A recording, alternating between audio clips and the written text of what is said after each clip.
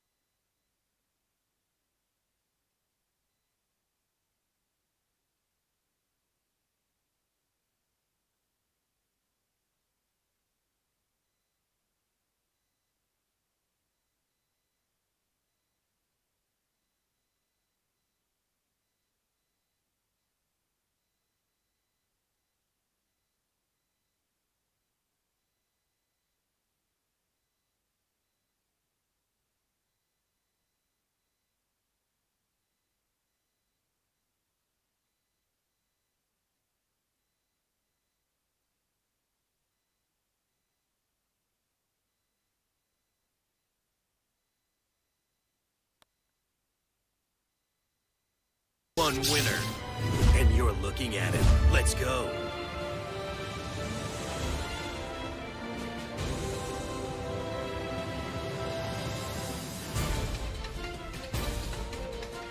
The Yu-Gi-Oh community, at least some people, are freaking out. Why is that? Well, because Rongo is back. A meme regarding recent developments. If you have no idea what this means, then I am going to explain to you what this means. Rongo is one of the most prevalent cried about cards for wanting to be banned. And Konami, at least OCG Konami, says no. Instead, we're gonna ban everything else like we did with Hauk that enables Rongo to be good before we ever ban Rongo. And we just got brand new cards that has revived Rongo, where Rongo did die temporarily because we did ban Gossip Shadow instead of Rongo. No way, they made a one-card Rongo engine. This is too funny. So let's talk about this card. Numbers Evale. If your opponent controls a monster summoned from the extra deck and you do not, you get to summon Rongo. And the Rongo has 4 materials under it. instantly. One card activation, Rongo's on the field, so it cannot be destroyed by battle. It's 3,000 attack and defense. It's unaffected by all other card effects, and your opponent cannot normal or special summon monsters. Well, you're thinking that's okay, because at the end of the next turn, during the end of the opponent's turn, you have to detach a material every end of the opponent's turn. Well, that's where the other problem comes into play. Sales ban. Ultra rare.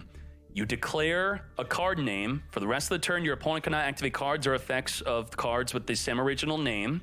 So if they have a Baron de Flor in the field, just call Baron de Flor, they're forced to negate it, right? Well, there's a downside to this card. The downside is the card you declared, the restrictions also applied to you, but for the rest of the duel, instead of just this turn. So you better be careful of what card you declare. Well, Rongo is not careful. We are declaring Rongo. We are making Rongo not be able to activate for the rest of the duel. Thus, Rongo is never detaching a material. It is forever continuous effect, unaffected, and your opponent cannot summon, and it will never activate to detach. It is forever Rongo. Checkmate. At least with previous Rongo, there was a hope that you could just wait it out. You can't wait it out. That's it. Now, let's get into a video of this happening. Here's an example of a deck list. I do have my own gameplay also.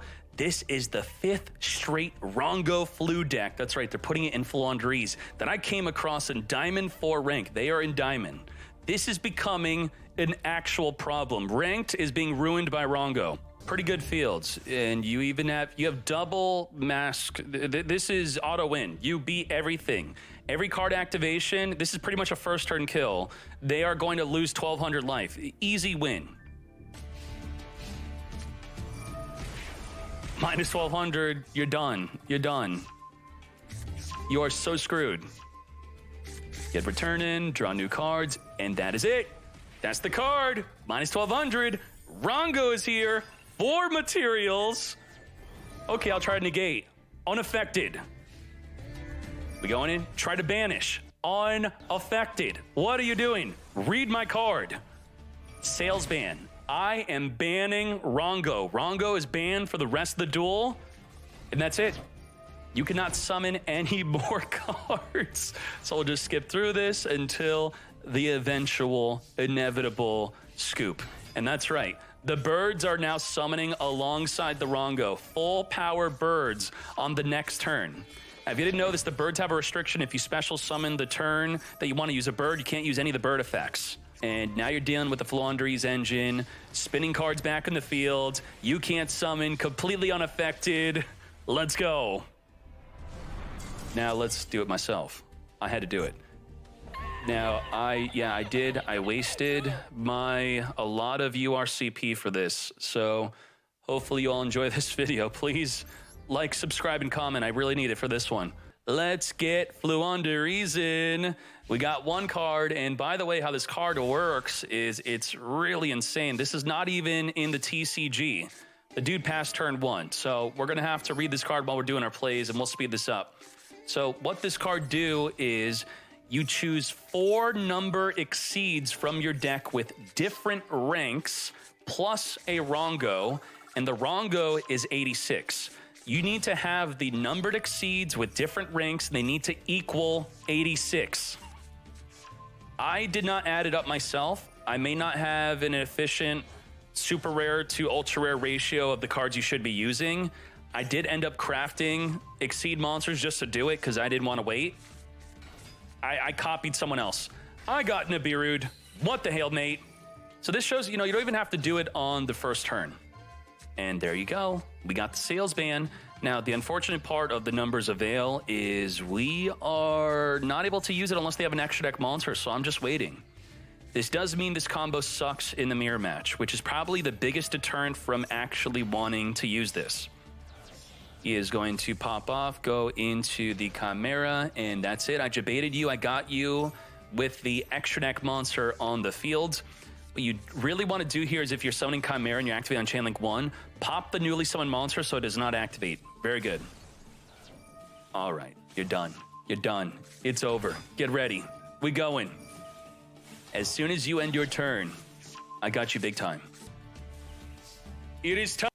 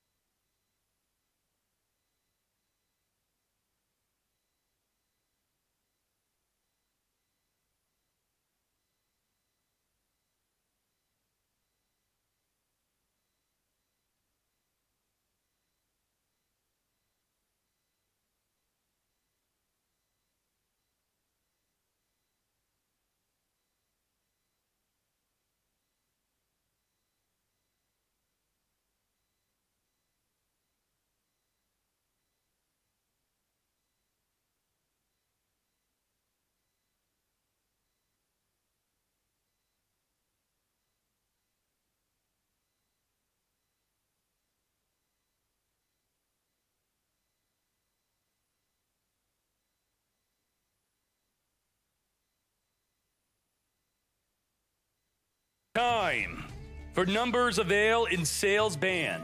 You could ban Rongo before you even summon it. He's like, what? Why would you ban Rongo? I don't play Rongo. I play Rongo. Rongo is here, equaling all the materials. What did we have under? We have a 38 18, 17, 13, all different ranks equaling 86. Let's go. Unaffected, by the way. Unaffected. You cannot affect me, and it's forever negated. I will not be activating. You can't spin me back. You can't summon. Let's go. How long until he realizes that it ain't going away? It ain't going away. In the end phase, mate, is when I'm supposed to be detaching. I will not be detaching. He can't summon. What? Hold up. Hold up. Still unaffected. Still can't summon. Yup. We Floowandereeze on top of that. It is not holding us back from making any of our Floowandereeze plays. We could do all of them. He is out. Holy moly. Numbers avail. Come to me. Maxi, chaining everything. Let's go. Grabbing the Dramaturge. Fusion Shokan. Whatever I summon, he's going to pop it with a Chimera. That's fine. Rongo is here. Rongo is top tier in my hands. Activating. Unaffected, mate. What are you doing? Sales ban Rongo is now banned for the rest of the duel. Do not ask me why I summoned. I definitely knew that the birds were restricted if we special summon a monster this turn. I did this for fun, right? Yes. And that's a scoop. Detach at the end phase? I don't think so. We banned Rongo. GG. No re. Rongo is here. Do not play this deck. This is the deck. Do not play this deck. Do not do it. Numbers avail, triple sales ban. I had to craft 3 numbers avail, and I think crafting 3 Rongo would be ideal if you want to waste your money so that you could play Pot of E to draw into your numbers avail or sales ban. We have Pot of Duality, so if you do want to go first to set up the sales ban and the numbers avail, because you're not going to play this deck, but if you were to not play this deck, that's what you would do to make it more consistent. Again, I don't know if you heard within the footage, I did not optimize the 4 exceeds that you put under Rongo in terms of cost effectiveness. I don't know what the most, could you do it with no super rares and just rares? You tell me for the deck that you're definitely not going to play. Looks like a very good deck with tossed in sales ban and numbers avail. Again, if you draw the sales ban without the numbers avail, so what? Negate a card on the field, negate a back or they search, negate a hand trap maybe. If you draw just the numbers avail, that's Rongo for a turn. What's wrong with the Rongo for 1 turn? Doesn't seem like a big deal to me. That might be worth just, why not? If you're in a desperate situation, just whip out the Rongo for a deck you're not going to play.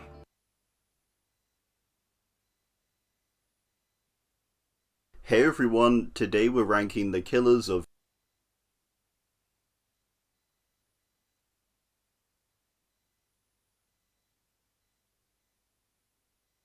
Dead by Daylight, from least to most evil. This is an update to a video I did a little over a year ago now, and quite a lot has changed since then. To rank the killers we have 5 tiers. Actually good, bad but possibly redeemable, irredeemable with some humanity, completely irredeemable, and evil incarnate. Let's get started. Starting out we have the actually good, or heavily manipulated / forced. This is for all the killers who either did literally nothing inherently wrong prior to their time in the realm, or were heavily manipulated or forced into the position they ended up in, that eventually landed them in the realm. Spirit is the closest to innocent when it comes to the killers. She's born into a cursed family, and has a father who is being directly manipulated by the entity, forcing him slowly into insanity. The closest we see to Rin's dark side is when she attacks her bullies, and the brief thought of killing them crosses her mind. However, she instantly dismisses it. Rin is murdered by her father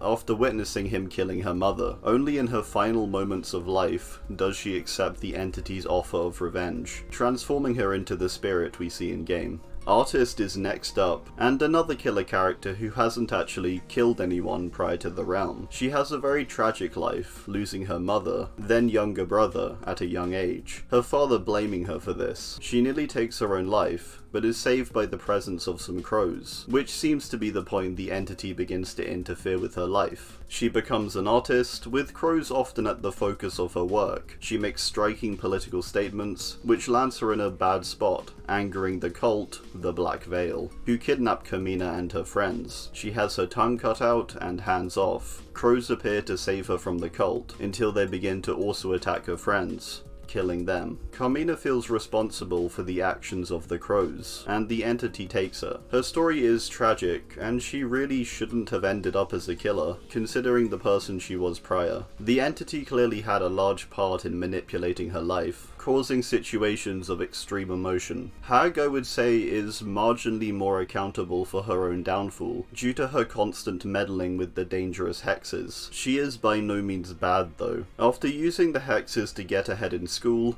Lisa is walking through the woods, and slips and falls during a storm. She is captured by cannibals and kept in the grim pantry. She is tortured by the cannibal village, and in her dying moments she scratches a symbol into the mud of the swamp. The entity answers her, giving her renewed strength, which allows her to slaughter the village of cannibals, taking her revenge. Her use of the hexes and her calling upon the entity definitely makes her more accountable, but still definitely not responsible for her own downfall. Plague is a greatly manipulated character from ancient Babylon. She becomes convinced the entity is her god. She loses her faith and plans to leave the city of Babylon, then the entity whispers. She takes it as a sign, and murders her Barn, her mentor and father figure, solidifying her faith. She later becomes High Priestess and is greatly loved by the people for her devotion to them. She does all she can to stop the plague that spreads into Babylon, even sacrificing herself, begging in her dying moments for her god to save her people. Adiris is a greatly misguided character, and despite the hurt she does cause, it's clear that her intentions at heart are good,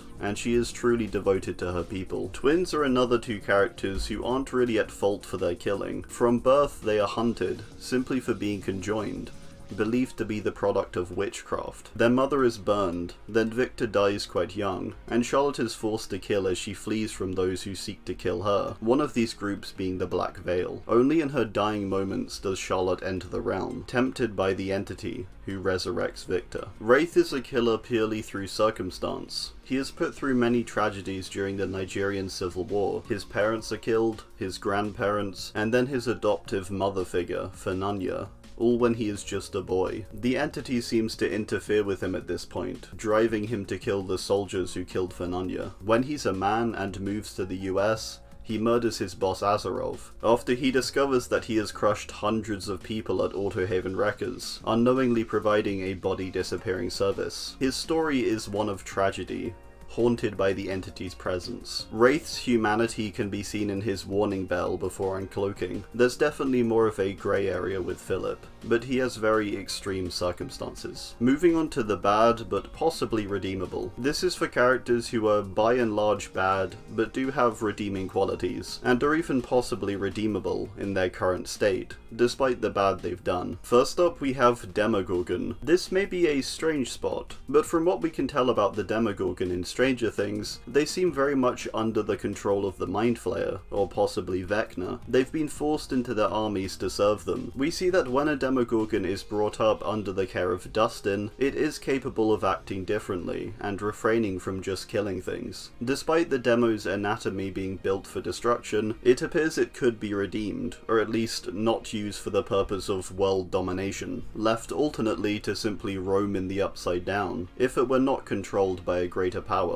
Susie and Joey of the Legion are two characters that are greatly influenced by the other two Legion members, Frank and Julie. They aren't innocent though, and do participate in the murder of an innocent store clerk, which they could have chosen to resist. They clearly regret it, and are in a vulnerable spot, being younger than the other two members, seemingly influenced by them, and definitely scared of them to some degree. Trapper, I think, is most definitely bad, but he's often considered one of the more human beneath all the hooks and bones. He's initially introduced as a caring and artistic boy, who makes friends with his father's abused workers, attempting to help them. It's only through both his father's manipulation and the entities that Evan appears to change. He always has an inner darkness, but it's largely nurtured as a result of these two very negative influences and the betrayals that occur throughout his story. Evan is clearly internally struggling as the monster he has become, all the way up to the realm, where we know him to be one of few killers to fight back against the entity. Cannibal is a character who is definitely bad. He's a cannibal, and he is responsible for killing people. However, he is clearly confused about what he's really doing, and he's greatly manipulated by his family. He is fearful of them, but also desires to protect them, and seems to serve the entity only because he fears it also. He's possibly redeemable as a character, in the sense that he could be shifted from his killing ways, but he is still undeniably bad for what he's already done. Pig is a character who is also bad for the things she's done, aiding Jigsaw in trapping people in a variety of twisted games, and later setting up her own games that are impossible to complete. She is greatly misguided by Jigsaw, after being in quite a vulnerable situation with her drug addiction. I think there is still clear humanity, and there could have been redemption had she not died, so I'm going to put her here. Deathslinger is a character that does need to be looked at slightly differently, I think, with the more lawless times his story occurs in. With that said, he does still totally kill a bunch of people, and creates cruel implements to do so. Caleb has his inventions stolen, and ends up in prison after he attacks the guy that stole them. He then works for the prison warden, retrieving criminals to place them into prison. He's not exactly moral, but there is clearly humanity within him still, and at the end of his story after killing the warden, he seems to be upset with what he's become, remembering his tools, and likely reflecting on how things could have gone differently. Onto the irredeemable with some humanity tier. Frank and Julie of the Legion are going to start us off here. These two are obsessed with serial killers and love the idea of becoming killers too. They don't appear to show remorse after murdering a store clerk, and even encourage the other impressionable members of the Legion to take part in the murder. They're obsessed with chaos and violence, and are driven by one another. Some of the most human-looking killers, but not all too much humanity within, I don't think. Hillbilly is a character I consider irredeemable in his current state. The unfortunate truth of Billy is that the horrors of his abusive upbringing permanently and irreversibly changed him. His parents kept him locked away, forced him to kill cattle, and he was subject to physical and emotional abuse. What humanity does remain in him appears to leave once he murders his mother. He becomes the monster that his parents saw him as, taking pleasure in killing and brutality. Onryo is quite a tough one to judge. She's chucked down a well after there is fear surrounding her powers. She's then left to die down in the well, and later curses a tape when a resort is built over it. She has some remaining humanity, I think. Unfortunately, there's just no going back really at this point. She causes the deaths of lots of innocent people, with anyone who watches the tape eventually dying. The entity takes her into the realm after it saves her from the well. She didn't deserve death, but the amount she causes is also quite a bit, and in quite a horrific way. There's humanity in there somewhere though, I think. Blight has always been a character I've struggled to judge, to be honest. When Talbot produces his serum, he causes many people to die, but it doesn't appear to be an effect he was expecting, shocked at the sight of the mass grave that he has filled. Once he is saved, he becomes obsessed with discovering a new realm, and he goes kinda crazy. He never seems to intend to cause harm, but he definitely does throughout his many experiments. Closer to the end of his story though, he's mainly just destroying his own body and mind with the serum. His story is confusing. I think in just his current state, he's probably irredeemable though. Huntress is someone who has done enough horrible things to consider her irredeemable to me, but she does clearly still have inner humanity, in the way she tries to care for the girls she captures. She isn't very good at it, but it's clear there's some messed up element of care there. A likely connection to her own raising alone in the woods after losing her mother. On the higher end here for sure though, as the general rule for Huntress is that she kills anything she sees, and is known for raiding villages, slaughtering everyone aside the girls. A killer created more so through circumstance though, like some of the others here. Nurse is another really tough character who has a bunch of contradicting lore. I think she is irredeemable, purely for the amount of people she kills, and the fact she seems to specifically kill the mentally ill of Crotus Pren, viewing them as undeserving of life. after her own husband dies in a logging accident. Sally is manipulated though, seemingly by both the entity and the broken woman, a patient at Crotespren Asylum. She also experiences decades of abuse there, her own mental state slowly being whittled down. Before her snap, we clearly see there is humanity remaining, and even in the realm, her Mori suggests a certain sadness in what she has become. Oni is on the very edge of this tier, and honestly it's really pushing it placing him here, due to his kill count, which likely reaches the thousands, which is hard to see any humanity in. Oni's desire to protect his family's legacy, and his clear remorse and pain he feels when he discovers he's murdered his father, is clearly real. However, still murdered thousands for what was basically a selfish goal, and killed anyone who challenged or crossed his path, and also the whole eternally cursing his family thing, so not the best. Alright, onto completely irredeemable.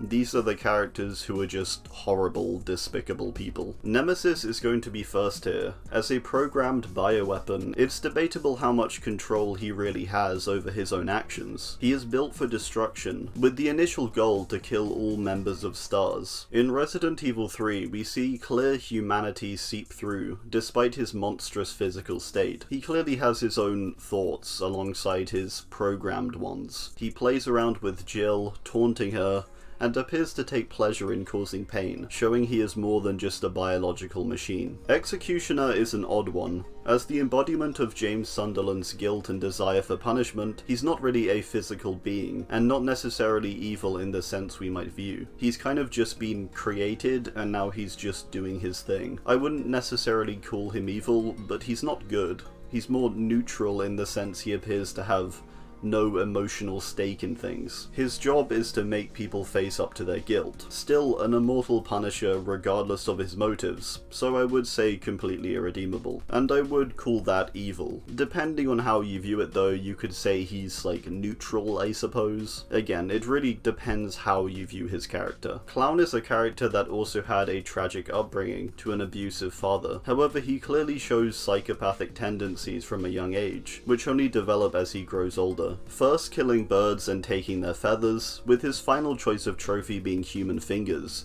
which he picks based on taste. He shows no desire to change, and throws himself into drugs and alcohol, constantly on the run as a result of his sloppiness.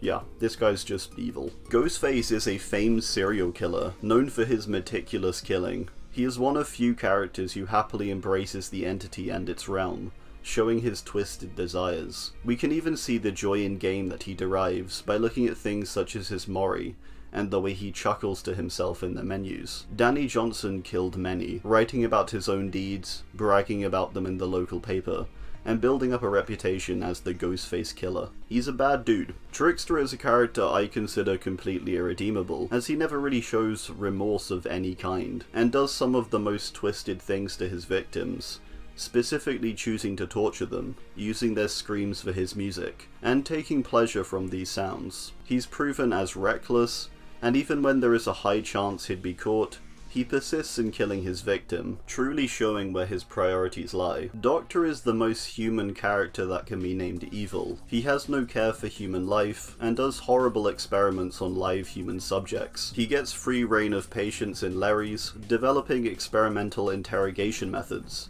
but for the most part just doing what he pleases, and causing a lot of pain as he does. He's horrible. Go watch his tome cutscenes if you want a good visual idea of how messed up this guy is. Truly horrible stuff. Mastermind, or Albert Wesker, is completely irredeemable to be honest. He's a big fan of world domination. He originally worked for Umbrella, who are pretty evil as is, but he eventually splits away from them to be even worse, because he's like that. He tries to enact a plan where he can wipe out a bunch of people with Ouroboros, leaving only those he views as strong. When Chris and some others try and stop him, he exposes himself to Ouroboros before entering the realm. Crazy world domination bioweapon man, not good. Cenobite is a demon, so bad start. There's a degree of tragedy in how he became a demon after seeing the horrors of war. Still, once he is a demon, he embraces the ideas of pleasure and pain, and happily tortures anyone who opens the box in really grotesque ways, dragging them to the labyrinth. He deceives people as he pleases, and in general just isn't the nicest guy. As the leader of the Cenobites, he's also the worst of the bunch too. His human identity is long gone at this point,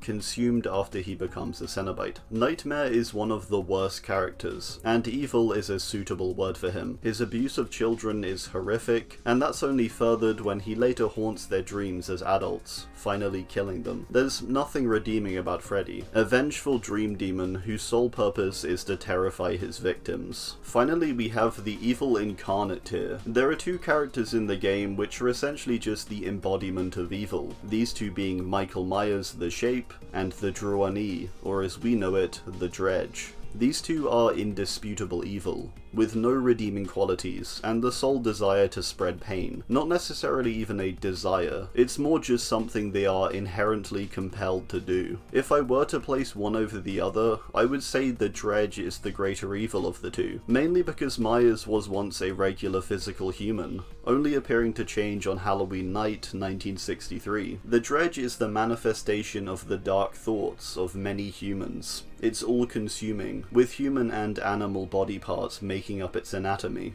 It's capable of consuming the very light around it with its presence. On the other hand, Myers is stated to be purely and simply evil. His blank mask and unstoppable nature makes him equally terrifying. I personally think as the Dredge is the manifestation of dark thoughts, it's the greater evil of the two. A corrupt mass that seeks evil and consumes it, where Myers simply kills stuff. Again, I totally understand the argument for Myers though. Well, that's gonna do it. I do hope you enjoyed, and be sure to drop your own thoughts or rankings down below. Thanks, and goodbye. Hey everyone, today we're ranking the killers from least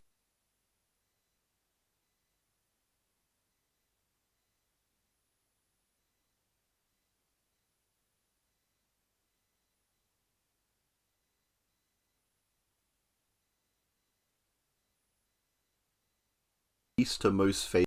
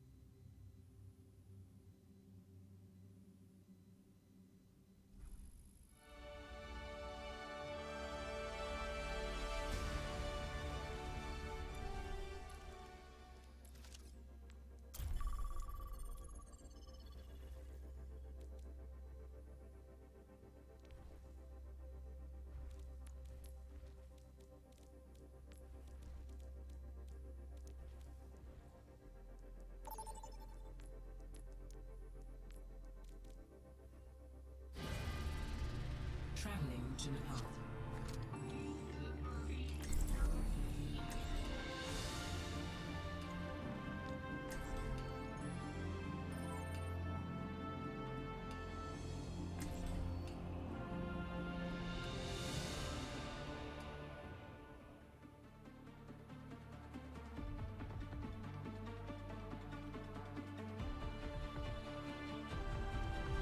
I will not leave a broken world behind. Everything's going according to plan.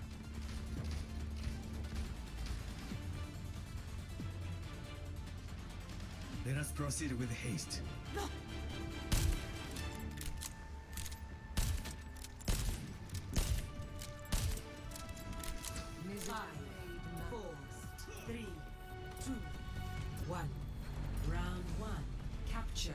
objective. If it must be done, let it be done quickly. More lost than the moon Your in end winter. is within my reach. Enemies now orbiting. Barrier initialized.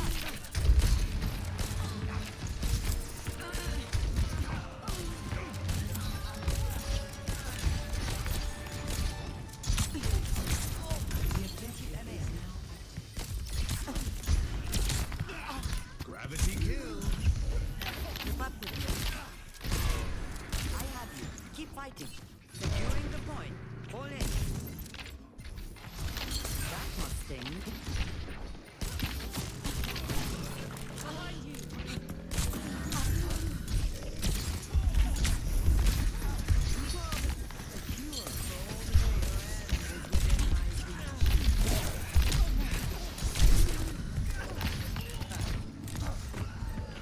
Try to remain aware of your surroundings.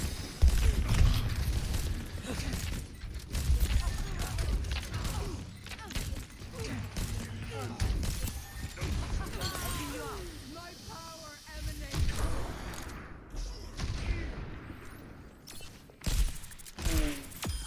You will fear me.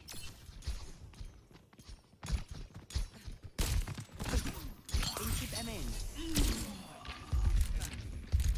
I won't let you fall. I'm under attack.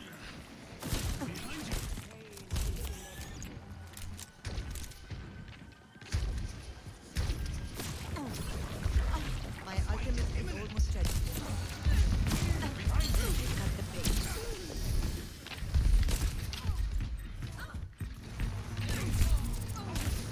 You're powered up. Get in there.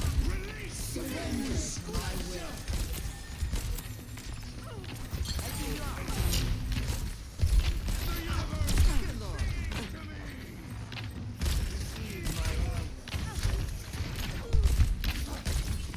Don't fret. I see you.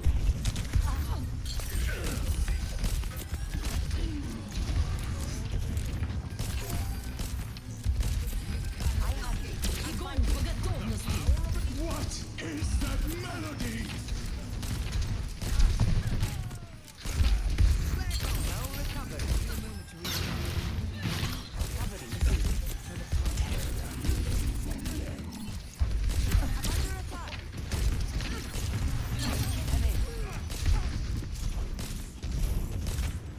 I'm here. Keep fighting.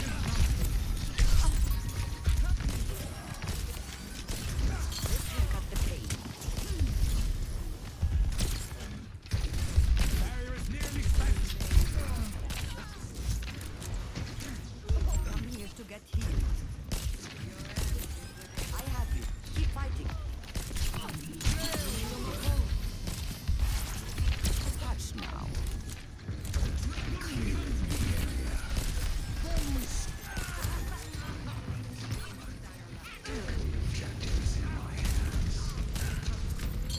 MN. Covering you. Thank you. You're powered up. Get in there. I see this infinite universe. That must sting. Die.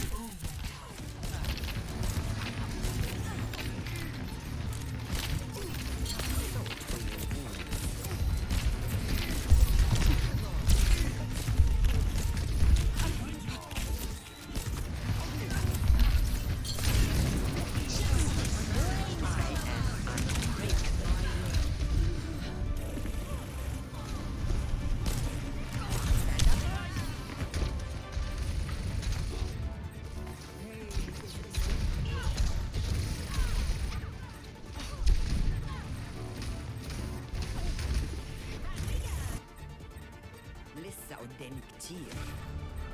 No spoken. Огонь по готовности! Taking care of you.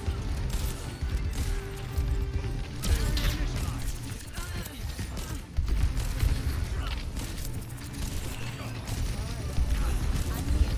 Keep fighting. What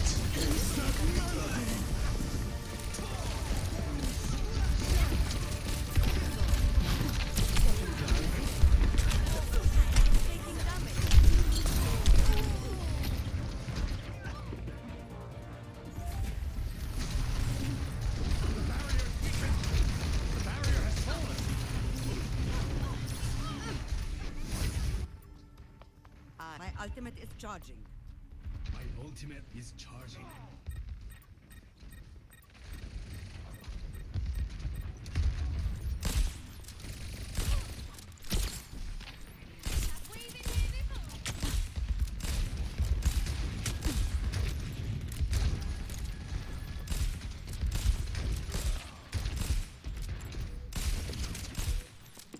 Actuating the barrier. Your end is within my reach. Barrier has been overwhelmed. I have you. Keep fighting.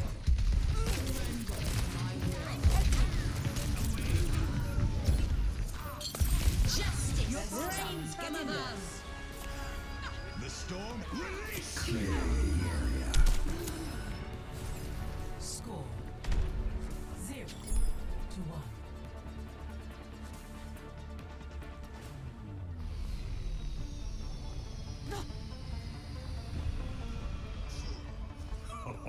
It started bubbling.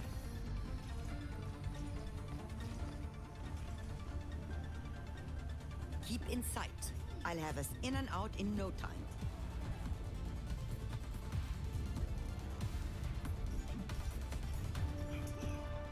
Five, 4, 3, 2, 1. Round 2. Capture the objective.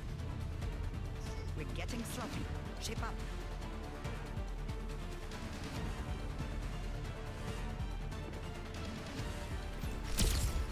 Into them in.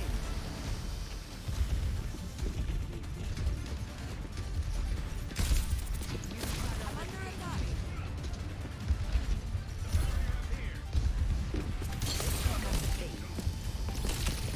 The objective is now active. Stand up straight.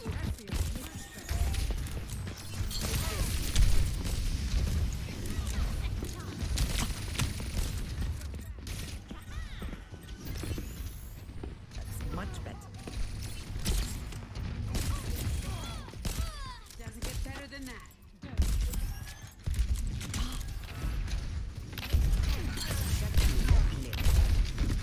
I keep you up. Enemy over there.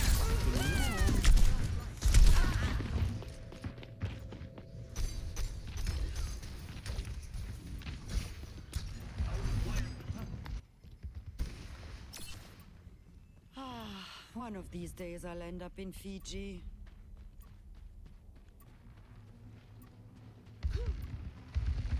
Moira by your side. For your win. I've got you. Thanks for the help.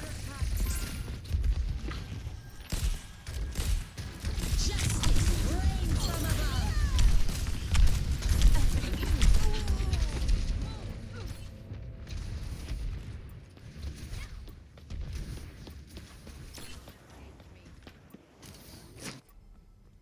I won't give in.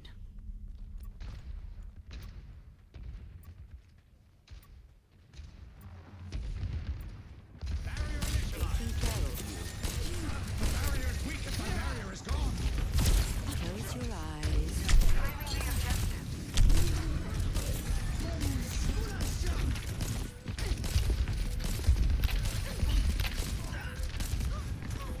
What is that melody? Sleep tight.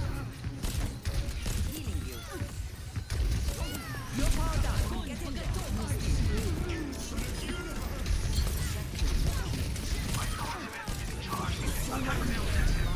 So there is method in this madness.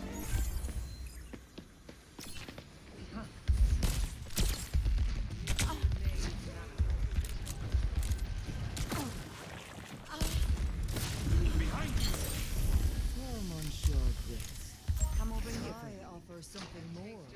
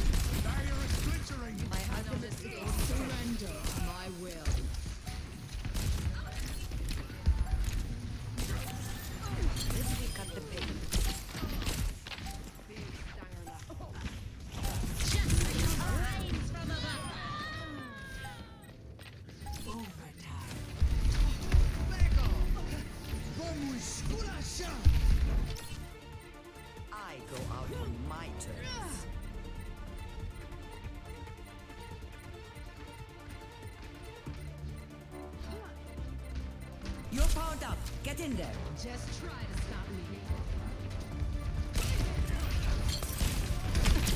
What is that melody?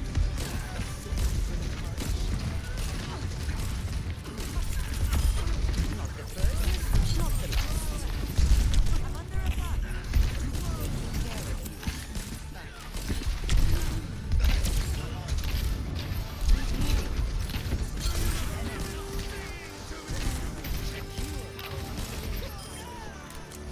Round 2, 1.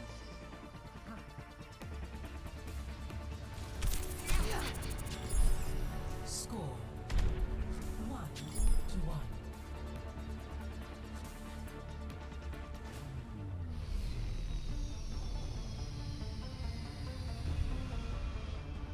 What kind of armor polish do you use anyway? I make my own, With walnuts? among other things. A taste of poison.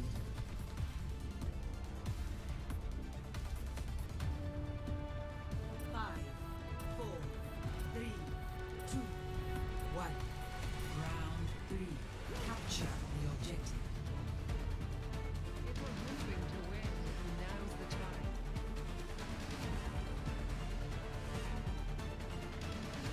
Your end is within my reach. Actuating the barrier.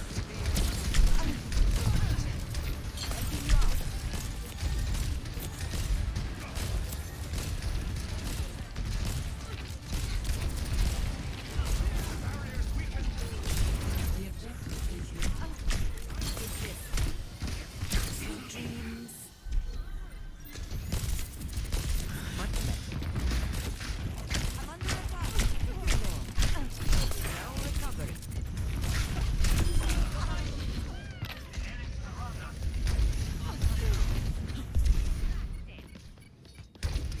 Big stuff.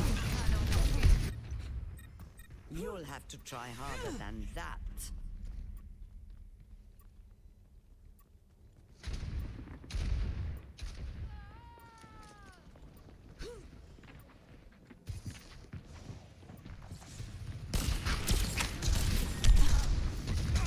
The barrier appears.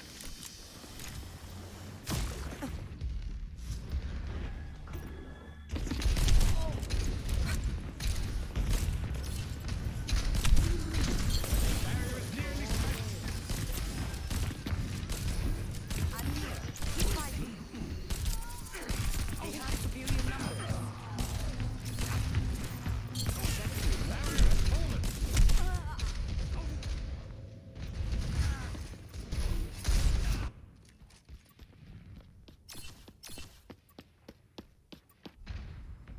You'll have to try harder than that. Was there a miscalculation? Going somewhere?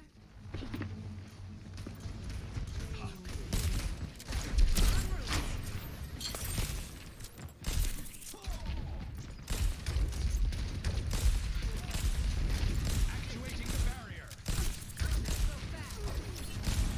What is that melody? Get in there.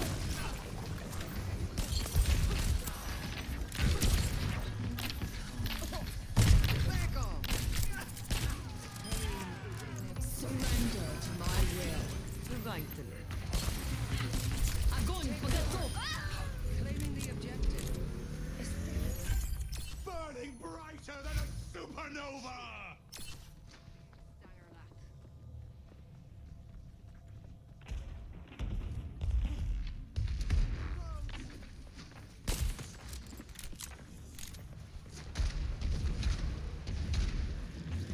The barrier appears. I feel better.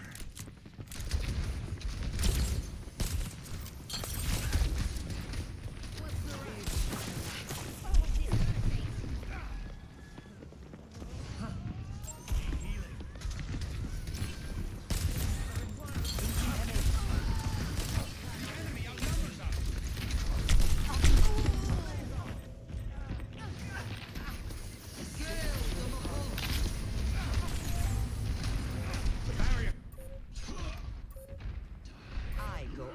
my terms.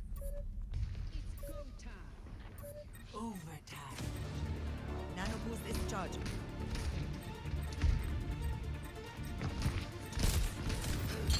I have you. Keep fighting.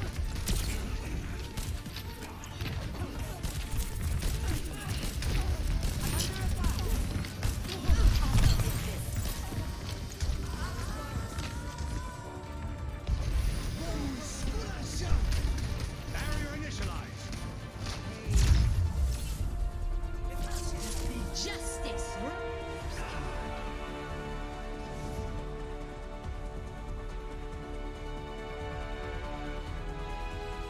Play of the game.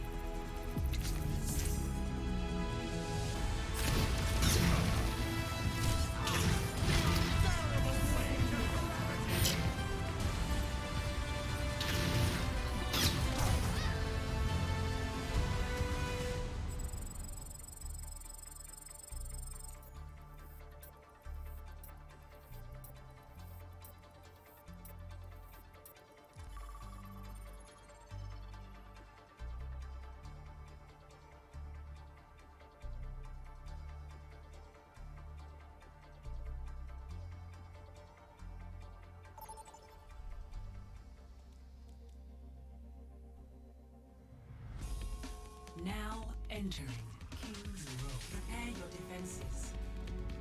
Select your hero.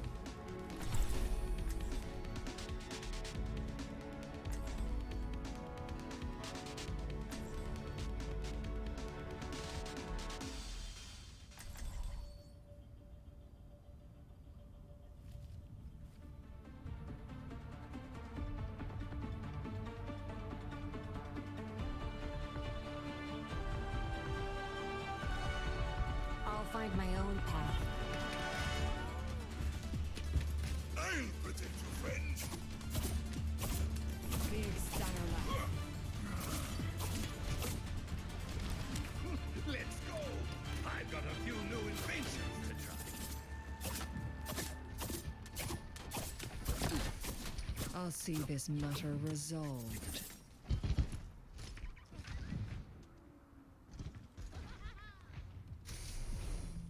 A fine day for charging and hitting things. 5, 4, 3, 2, 1. Attackers incoming. Got your back.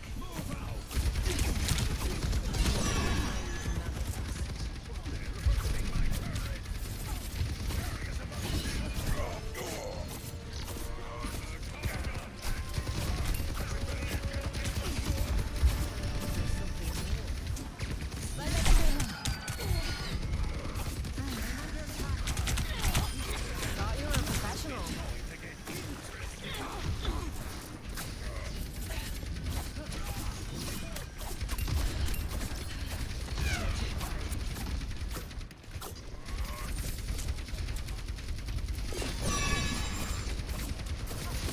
Let me balance you out. I'm overloaded. Nice to know you have my back.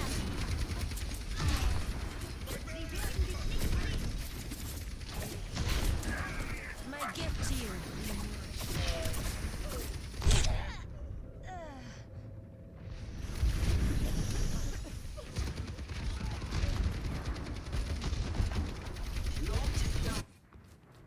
I don't give up that easily. I've got a few tricks.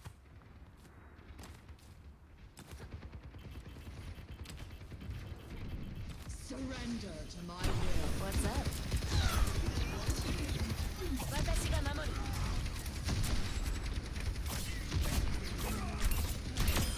Your actions are satisfactory.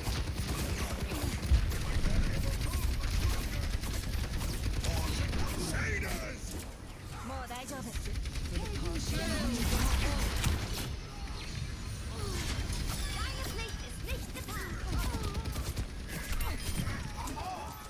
Your assistance is Let the kitsune guide you!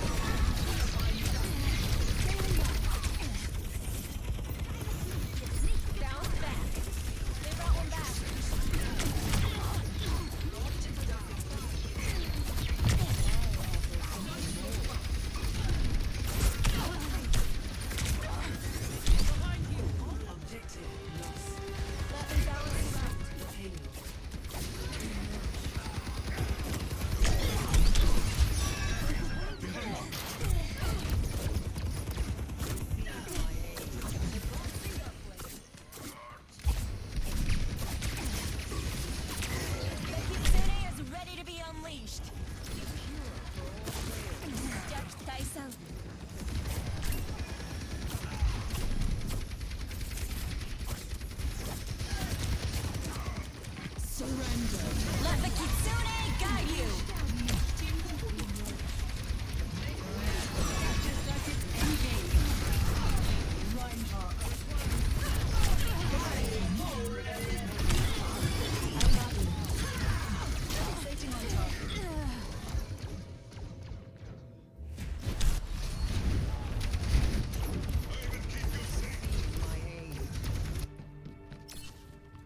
Let's get back to it.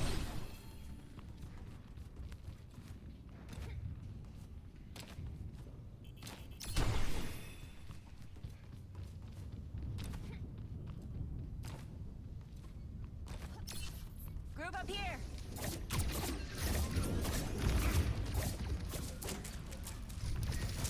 Like a gentle rain. I'm grateful.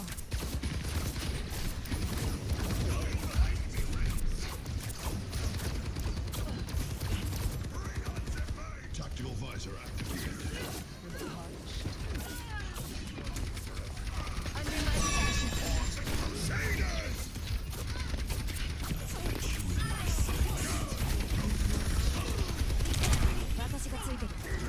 Thought they were dead, but I guess not.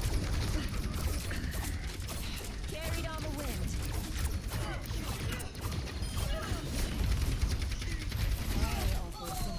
Dance with death.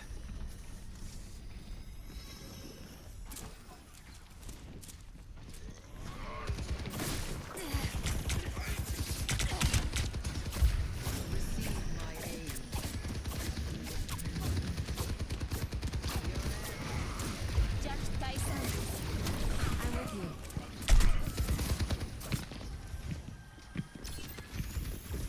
Bounce back. Come to me for heals.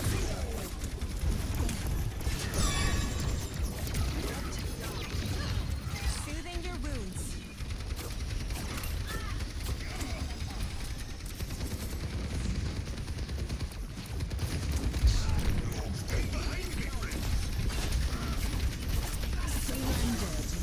Let the kitsune guide you. Giant body engaged.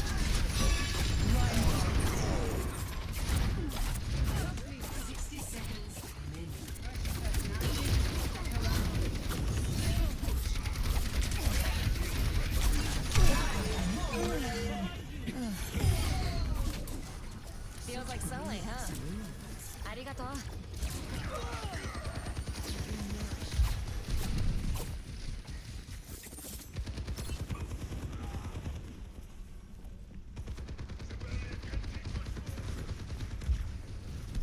30 seconds remaining.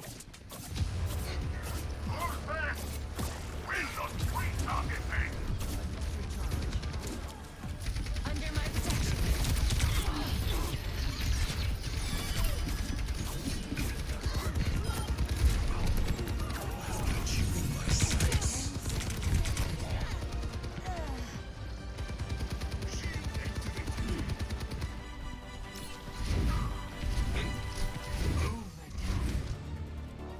The spring flow. I take care of my friends.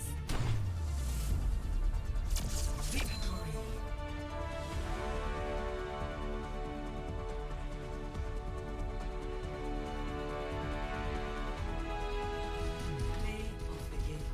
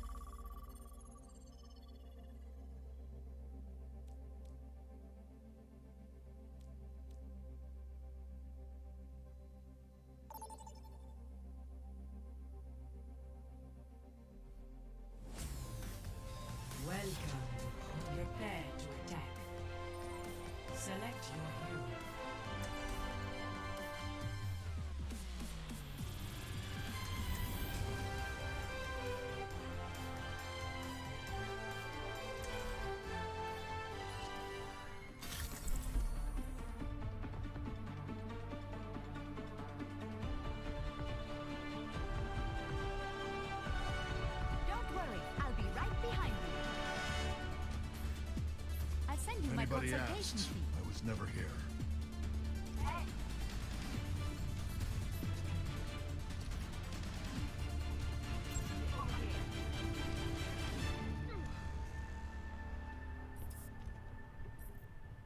Strong as the mountain. Привет! Particle cannon online. Let's Your run them guardian over. angel. Wait till you see me on my bike.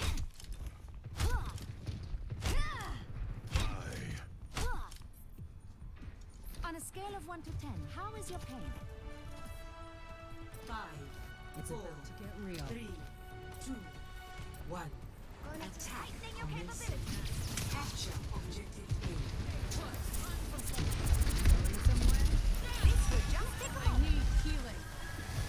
Thanks for the help. Damage boost working as envisioned. Damage intensified.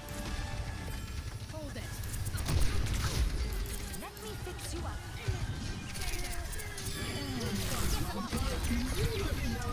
Aren't you glad you had me?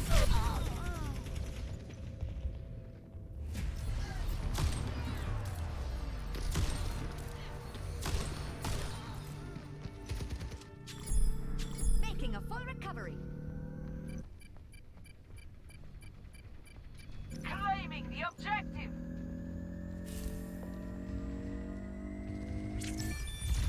Objective A captured. Escort the I payload. feel the burn. Right for you. Payload is moving with me. I am empowering you. Clear out. I'm here to help. Appreciate it. Thanks for the help. Over here.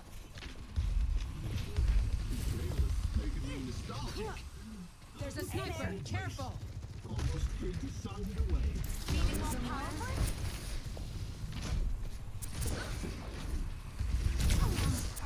Wait till you see me on my bike. I am here to support. That's the stuff.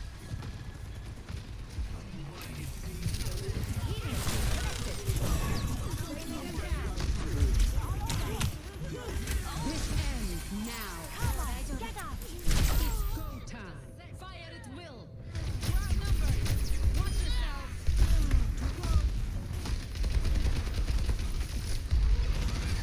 We're moving out. Medical Expect technology resistance. is truly extraordinary. Here.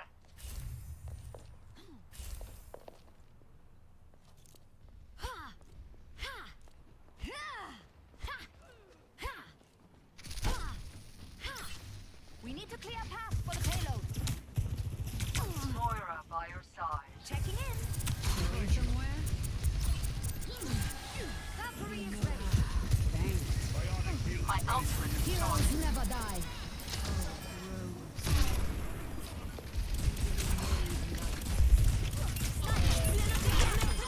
You might not want to tell your friends about that. Be uplifted. I need healing. I'm down at the The payload. This will help you.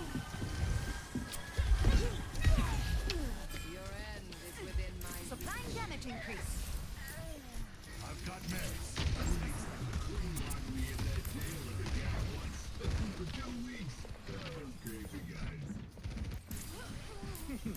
good strike. Thank you. You cannot escape I me. have you in top condition. The payload has reached the channel. Enhancing your strength.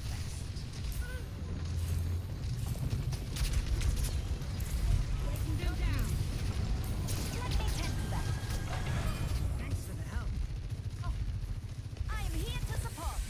I'm on my way. Helping you out. There's a sniper. Careful. For all the rails. Hit him hard. Don't feel stronger. This ends now. Fire at will.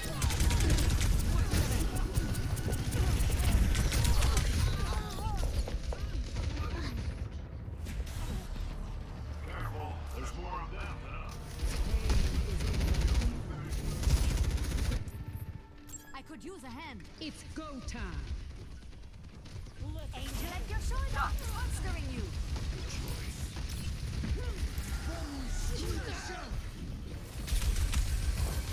There's much for you to do.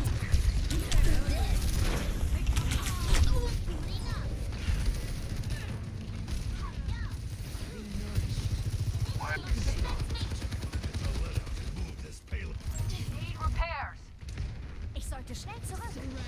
Haben wir vorhin. Visor activated. I need healing. My ultimate is ready. Heroes never die. Hold it. That's teamwork. Valkyrie justice.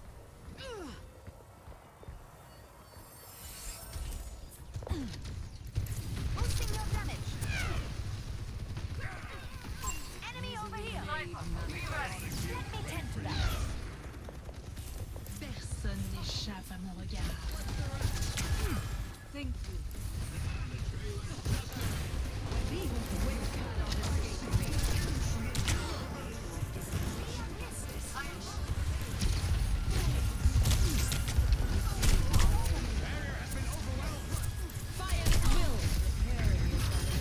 Don't forget the angel on your shoulder.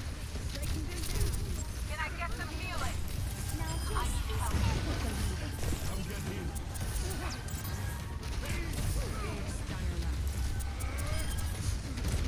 Take the payload down.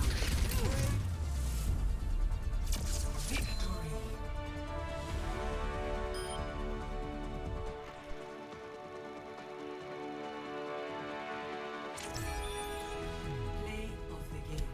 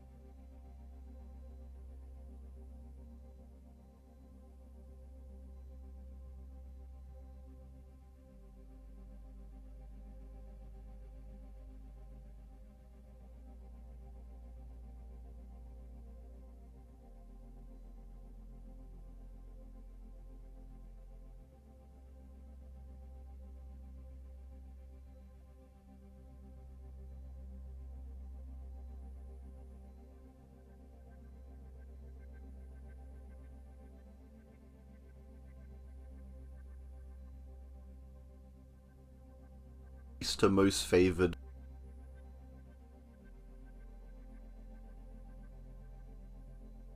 Hey everyone, today we're ranking the killers from least to most favored by the entity. Basically how the entity views the killers and which it appears to favor or maybe not favor so much.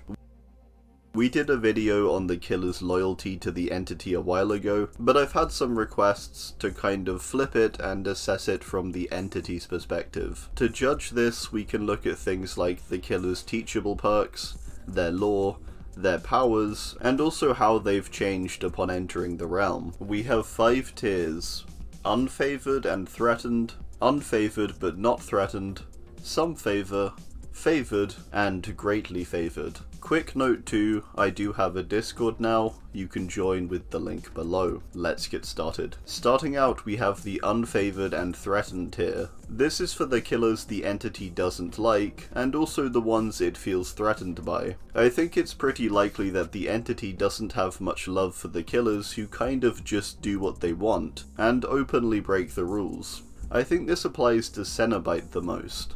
Cenobite basically just turned up one day and was like, oh hey, cool, this place is my vibe, and he stayed, even inviting his Cenobite mates over. He appeared Select your hero.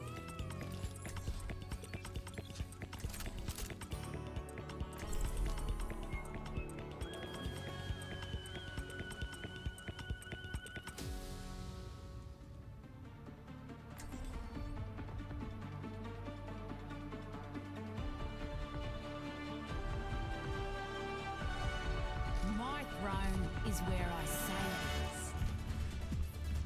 Does it bother you that you've taken as many lives as you've saved? I don't mind killing monsters, but go on. Keep pushing me.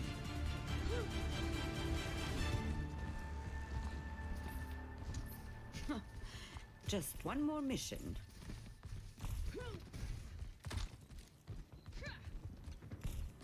Is this one a scrap or a heist?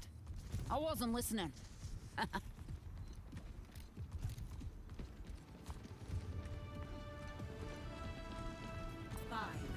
4, 3, 2, 1. Attackers incoming.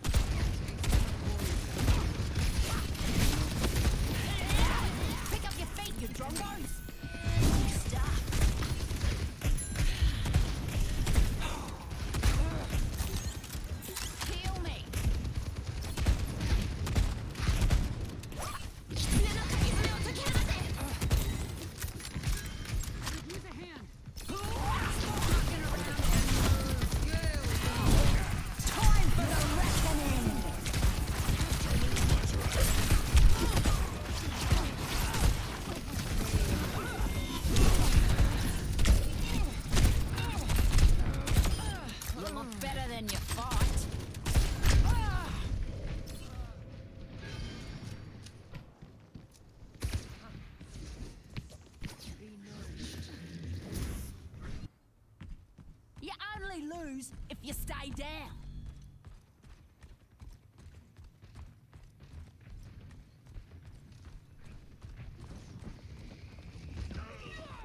We're outnumbered. Be careful.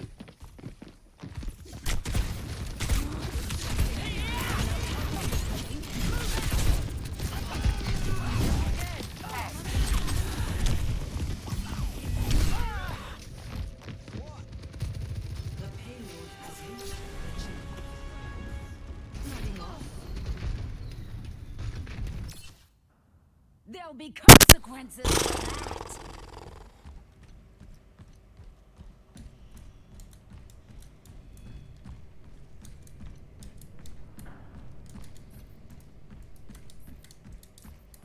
Back me up. 3, 2, 1. Ah! Get out of your knickers and move!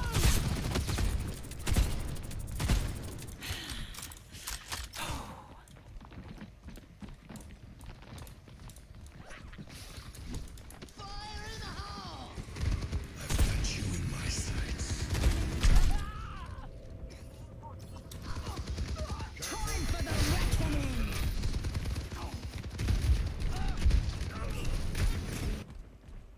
Where the hell is the rest of my team? Hey. True. Pick up your feet, you drongo!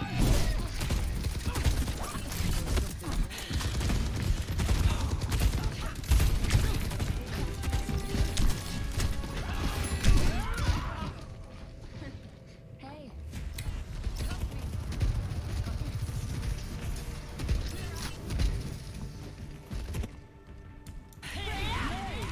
Like hell you will!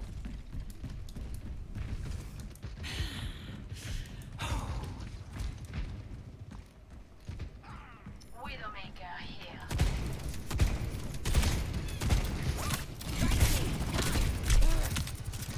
Catch me up!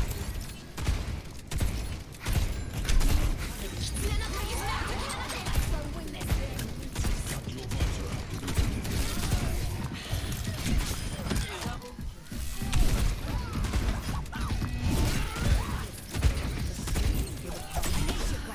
Needed a push. My ultimate's almost ready. I was born to rule. Over there!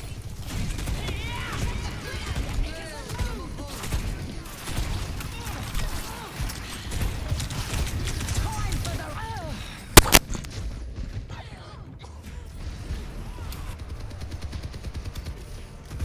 Misery made There'll be consequences. 3 for fucking that. hours to charge that 1%.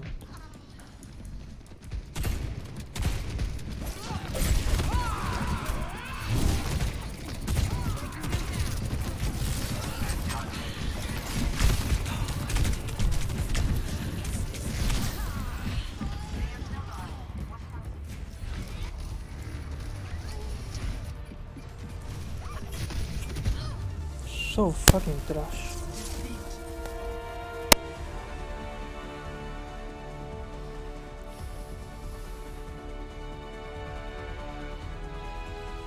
Play of the game.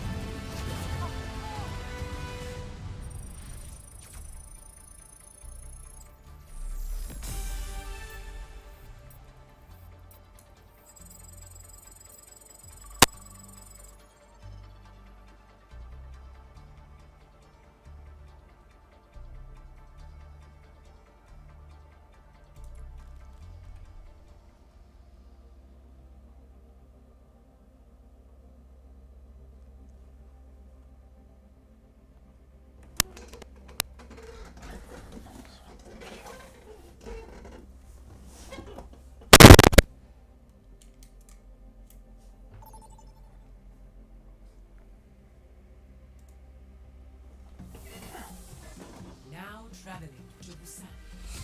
Prepare for battle. Select your hero.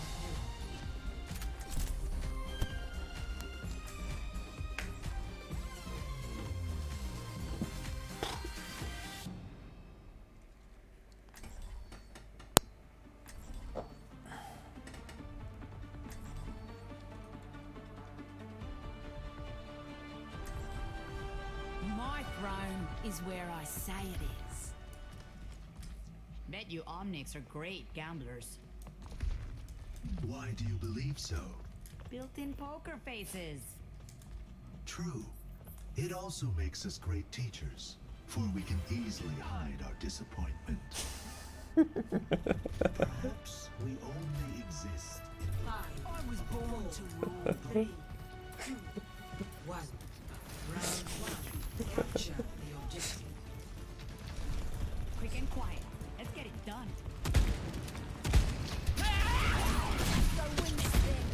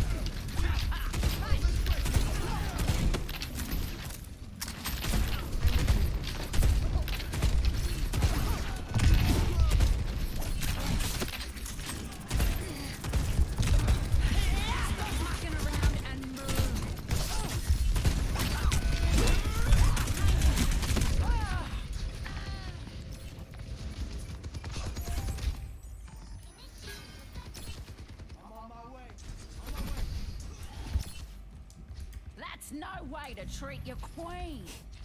ready for transcendence. Locator set. Can't rampage yet.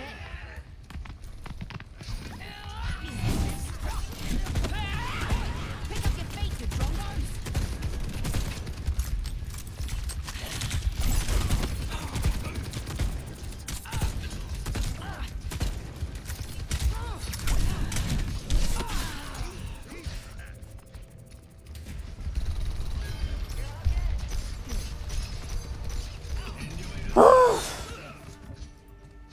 You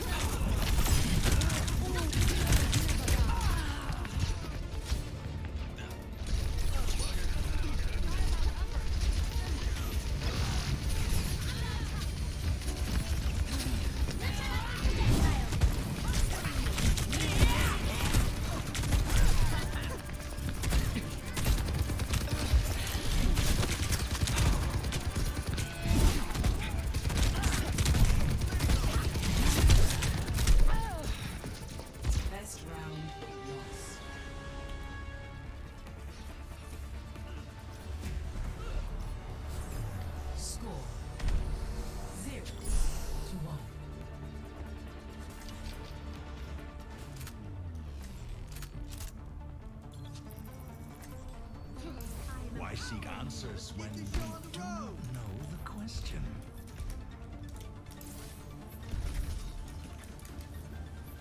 Right by you. Here we go! Take Approaching care of each escape other out velocity. there. Hello. People often ask me to explain escape velocity at parties. 5, I don't go to any parties. 3, 2, 1. Round 2. Capture the objective. Check in. The barrier appears.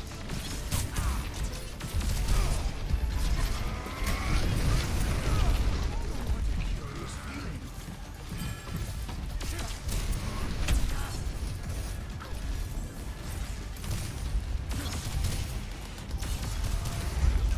The objective is now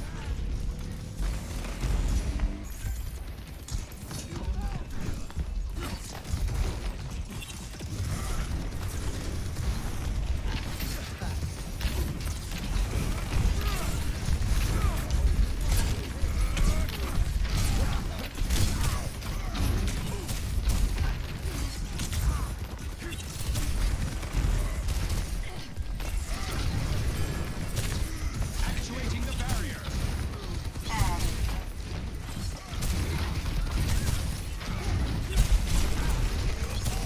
The barrier's weakened.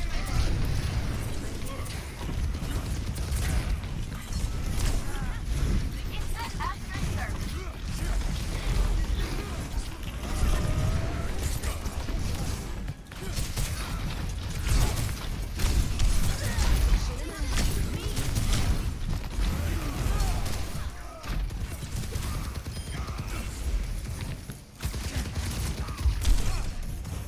Collapsing the barrier.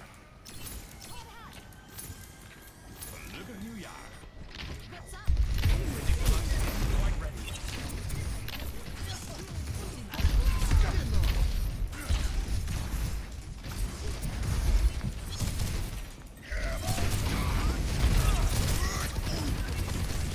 Barrier is nearly breaking.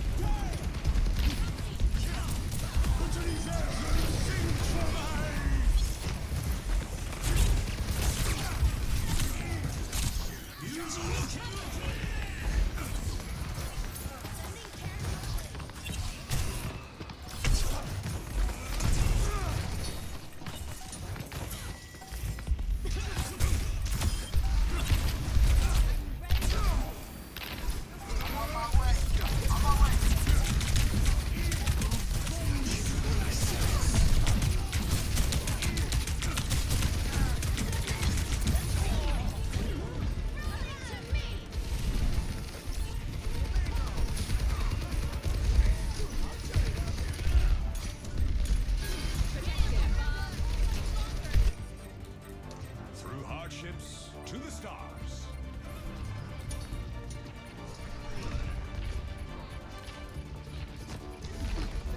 Actuating the barrier.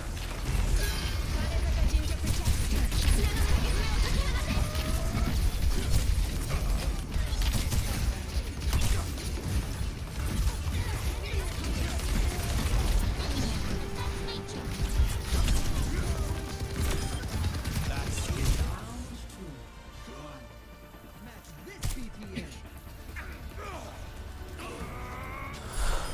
score 1-1.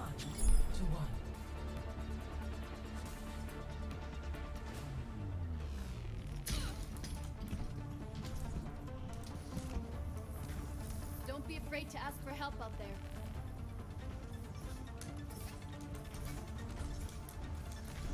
Hey. Boy, make your preparations. Careful research is effective research. We have an understanding. Approaching escape velocity. People often ask me to explain escape velocity. 1. Round 3. Capture the objective. This is it. Everyone work together. Barrier initialized.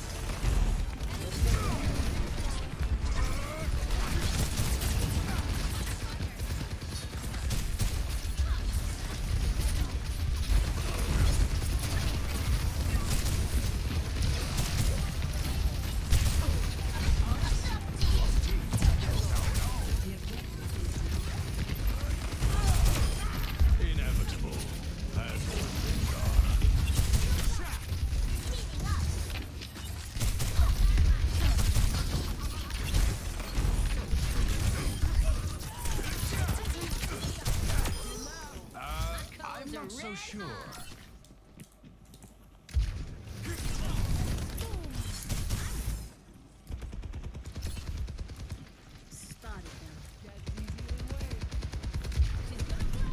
Actuating the barrier.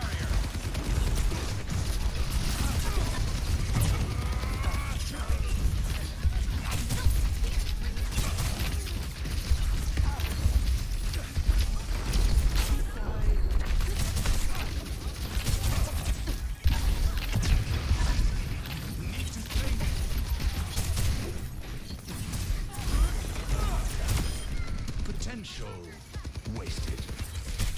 A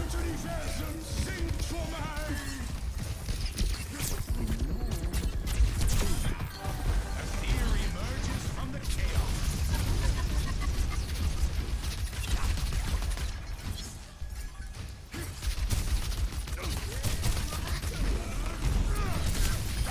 Barrier initialized.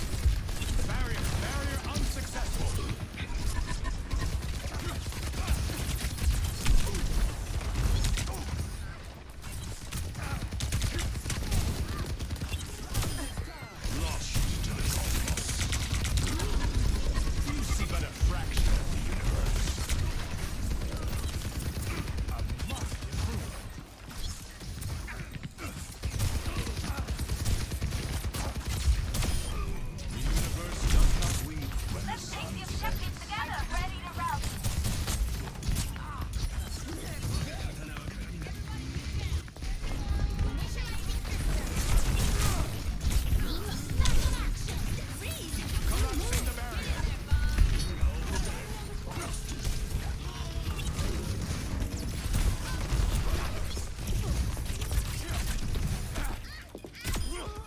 Sorry.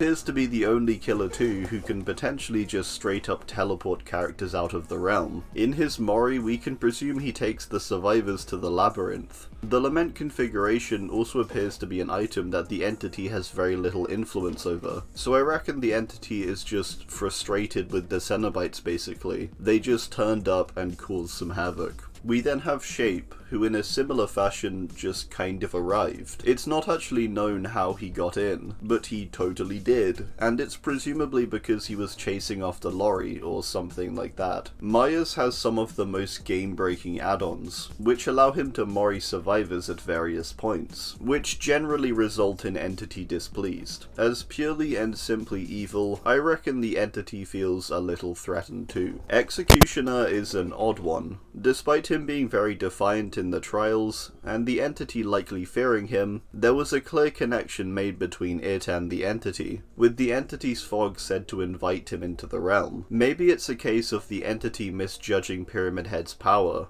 and now kind of regretting the invite. I'm gonna put him here, due to just how much he messes with the trials. But there is a case, I think, for him actually being favoured by the Entity too. I think that's it for this tier. Next we have the unfavoured but not threatened, for the characters who the Entity doesn't seem to favour.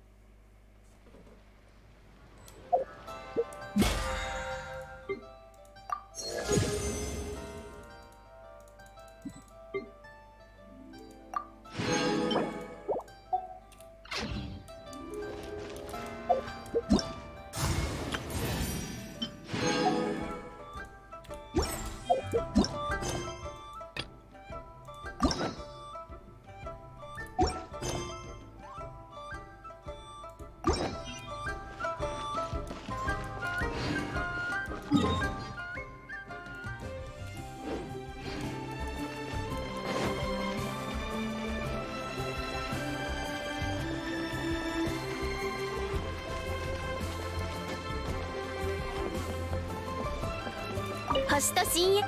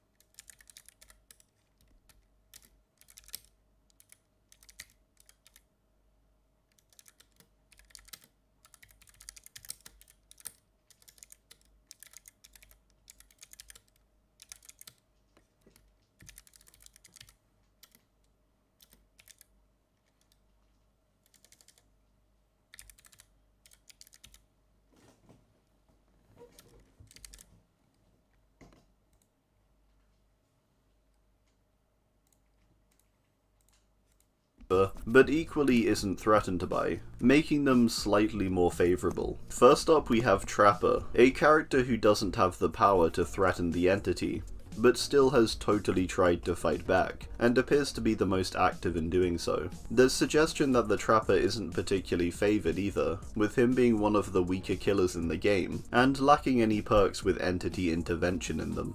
Blight is another character who has been a bit of a nuisance, capturing other killers and injecting them with the serum. The Blight as a substance appears to infect the realm too, making it a potential danger to the entity. In Blight's current state though, he seems fairly non-threatening, with the entity making jabs at him with add-ons like the iridescent Blight tag, which mentions it to be a cruel jest to tag the Blight, as he once did to others. Blight also escaped the Void, which I'm pretty sure he wasn't meant to be able to, so the entity is maybe a little mad about that. Unlike the other hexes, Blights also appear to be about creating order and reinforcing the rules of the trials themselves, suggesting the entity is still a little cautious of Blight. Doctor is actually a character that I think the entity is a little scared of, not threatened by though. Doctor has nothing to indicate he has favour with the entity, with his perks and add-ons mainly focusing on his research. The Doctor may like what he does, but he goes a little far, which likely makes him too much for the trials sometimes. On to the killers who have some favour with the entity. Both Nemesis and Mastermind appear to be some of the most neutral characters when it comes to the entity's favour. They're invited into the realm, and the two of them solidly do as they're told, making them likely both pretty neutral to the entity, with it holding some favour with them. Oni is in a similar vein to Doctor, being maybe a little too enthusiastic about his job. The entity also mocks Kazan by forcing him to wear the Oni mask and go by the Oni, a name he hated in his prior life. The entity seems to enjoy mocking the Oni to draw out his anger. The only suggestion of the entity's favour with the Oni is the perk Nemesis, which is obsession related, so I think he does still have some favour. Both the pig and twins have to hold some favour with the entity, what with them both being saved from death as a result of it taking them. It seems to want to make the three of them happy to some degree. It allows Amanda to play her unfair games, and it resurrects Victor for Charlotte. There's not much indication otherwise though, so I think clearly some favour, but otherwise fairly neutral. Clown is a character that seems to hold some favour from the entity, although it seems to kind of dislike his sloppiness. There's some favour shown with perks like Bamboozle, that allow him to call upon the entity to block a window vault, but otherwise Clown is a very weak killer, so I think the entity is pretty indifferent to him. Demogorgon likely has some favour with its perk Claustrophobia, which mentions Demo's ties to the entity. Potentially there had been some kind of agreement with the Mind Flayer, which has now been broken, and has resulted in Demo leaving, as like a law reason. So I'm gonna put Demo in some favour. I think Demo was higher before, but now that it's left, that favour has definitely reduced. Hillbilly and Cannibal are both quite similar characters, even at one point sharing add-ons. Both seem favoured by the entity. They both seem to serve it out of fear to some degree, but both have perks to suggest the entity's favour. I think the entity kind of likes the killers who do fear it to some capacity. Hillbilly can reduce pallet stuns, and he can also negate flashlights with Lightborn, which I think shows some definite favour. In a similar way, Bubba can straight up knock items out of survivors' hands, and for a long time had the only killer perk capable of increasing overall trial BP, showing clear favour. With this said, neither have perks that summon the entity, so I think we can maybe put them both in some favour. On the high end of it though. Moving on, we have the favoured tier. These are the characters the entity seems supportive of, and essentially sees them as good employees. Legion seems fairly favoured. The entity seems pretty chilled with them, and even lays down some fire beats on their mixtape. It also brought all 4 of them into the realm, to keep them happy. I think the Legion fear the entity, but I think maybe in part that's why the entity holds favour with them. Deathslinger seems to be favoured by the entity, and maybe a reason behind that is Caleb's inventions, specifically crafted to cause pain but not kill, which is something that feeds the entity with emotion or hope. He also has the perks Dead Man Switch, which calls upon the entity, and of course Hex Retribution, which is said to be a hex that seems to be crafted around Caleb's desire for revenge, which I think shows the entity's understanding of Caleb, and some definite favour. Trickster seems to hold a good amount of favour. His perks Hex Crowd Control and No Way Out both call upon the entity, suggesting some favour, and influence over the entity. Trickster's sadistic nature is probably also something the entity is supportive of. Trickster also seems pretty up for entering the realm in the first place,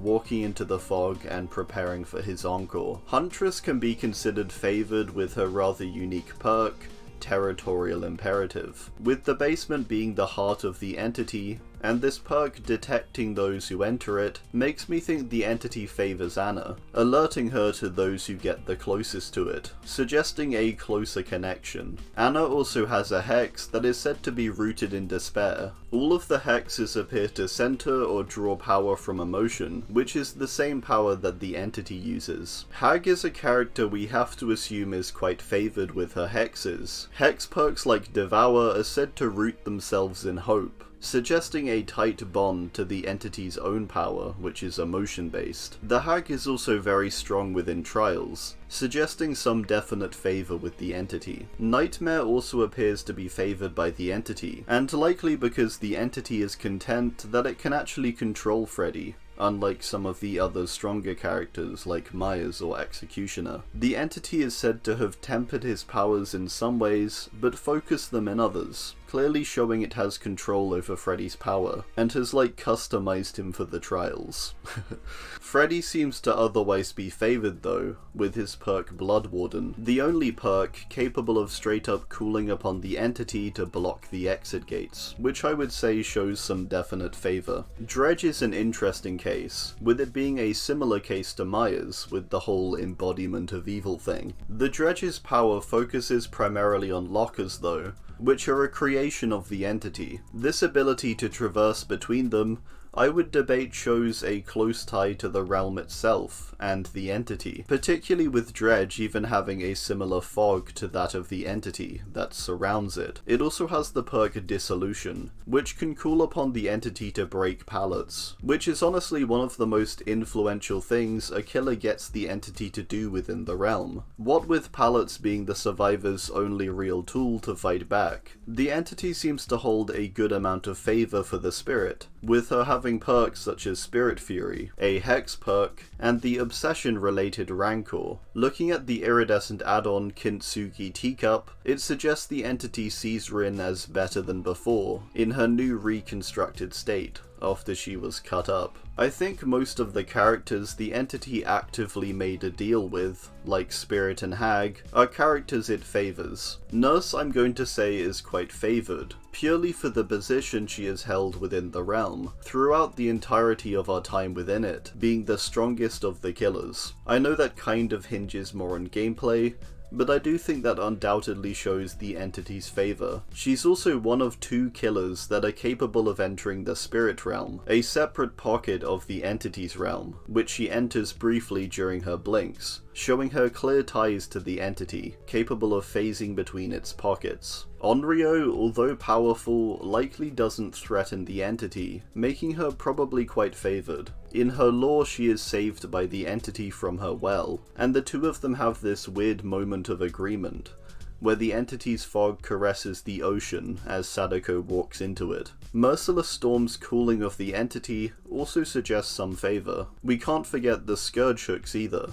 which is said to be the result of a psychic connection formed with the entity, which I would say is a pretty close connection. Finally we have the Greatly Favoured. for the characters the entity clearly really likes. Wraith is a character who I think is greatly favoured by the entity. The entity follows him around in his lore for like 20 years before he takes him. Similar to Nurse, Wraith can enter the spirit world, showing his close ties to the realm, which are likely a result of Philip's great degree of emotion that he brings to the trials. He's also a bit higher here because he can also actually stay in the spirit world. It's not just a brief blink like with Nurse. Every time he's cloaked, he's actually in there, so I think that's a definite stronger connection. The Wraith's add-ons also show the entity's favour of him. The majority of them are all symbolic, and have their power unlocked through the entity's influence. Wraith's perks also seem to show influence. Shadowborn giving a greater FOV, Bloodhound making the blood an unnatural red, and Predator manipulating the scratch marks to be closer, the scratch marks being a product of the entity. Plague is definitely favoured by the entity, with her perks like Corrupt Intervention, the blocking of the gens resulting from Adiris's prayers, at least that's what it says in the flavor text. The perk Dark Devotion also reinforces this idea of Adiris's love and loyalty to the entity, or to Adiris, her god. The Plague's clear devotion to the entity means I think in turn it favours her greatly, and likely above the others. Favour can also be seen in things like her power, which stops the survivors from healing. Ghostface seems to be one of the entity's favourites, giving him cool little floaty parts to his outfit, and all of Ghosty's perks having entity-related parts. Thrilling Tremors can block gens, Imul Liz has suggestion of Ghosty's sharpened senses being a deeper connection to the realm, and Furtive Chase allows you to change obsessions, which I think shows the entity likes Ghosty a lot. It's almost like the entity giving Ghostface a choice of who the obsession should be. It's just kind of letting him do his own thing. Artist is maybe the most favoured, and I think I'm going to place her first. It has more of a sinister angle for Artist, because of just how much the entity appears to interfere with her life. A big pointer to her favour is her crow-based powers, the crow being an image that is seen throughout the realm, and is likely even the eyepiece for the entity within the trials. She further has Pentimento, a perk capable of reconstructing totems, and Grim Embrace, a perk that calls upon the entity to block all generators mid-game, suggesting considerable favour. I doubt Kamina reciprocates the entity's favour of her, but I think it's fairly likely that she's the entity's favourite, which is proven in part I think by just how much the entity interferes with her life. Alright, well that's gonna do it. There's a lot of valid and varying perspectives.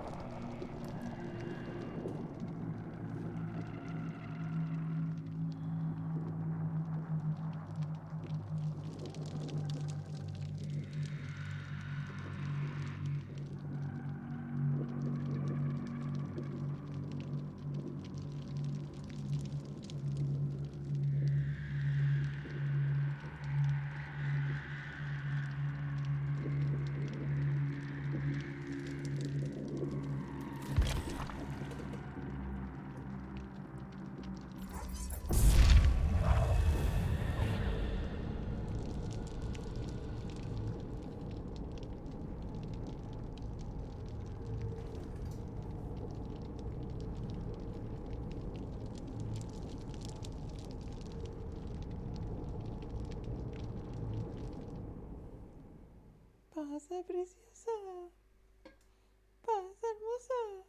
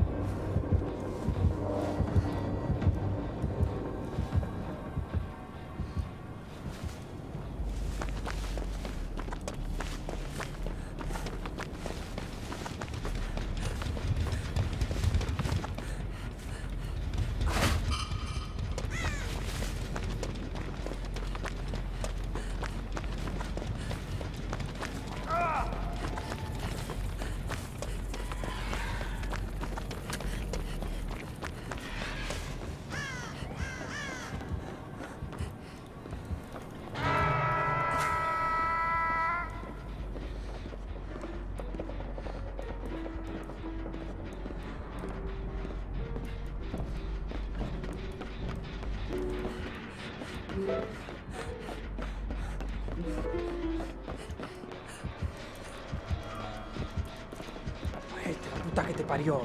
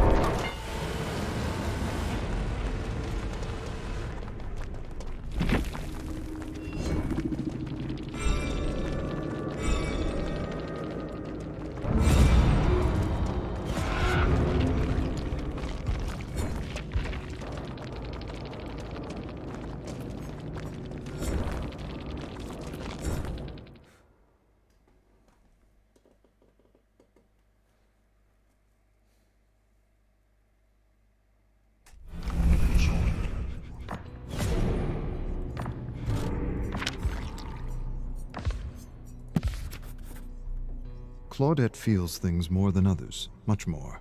Like the shame of not being invited to any birthday parties. Not one party. Every day her parents ask her who she played with at lunch, and every day she lowers her chin and tells them that she doesn't want to talk. Her parents ask her teacher, and her teacher tells them she likes to play alone. Not so much play, more like collect and observe things, flowers, weeds, beetles, worms, rocks. Some kids are just loners. Every day her parents ask her about her friends, and every day the shame returns. They want her to have friends. More than that, they want a list of names for her birthday. But she doesn't have a list of names. She doesn't even have one name.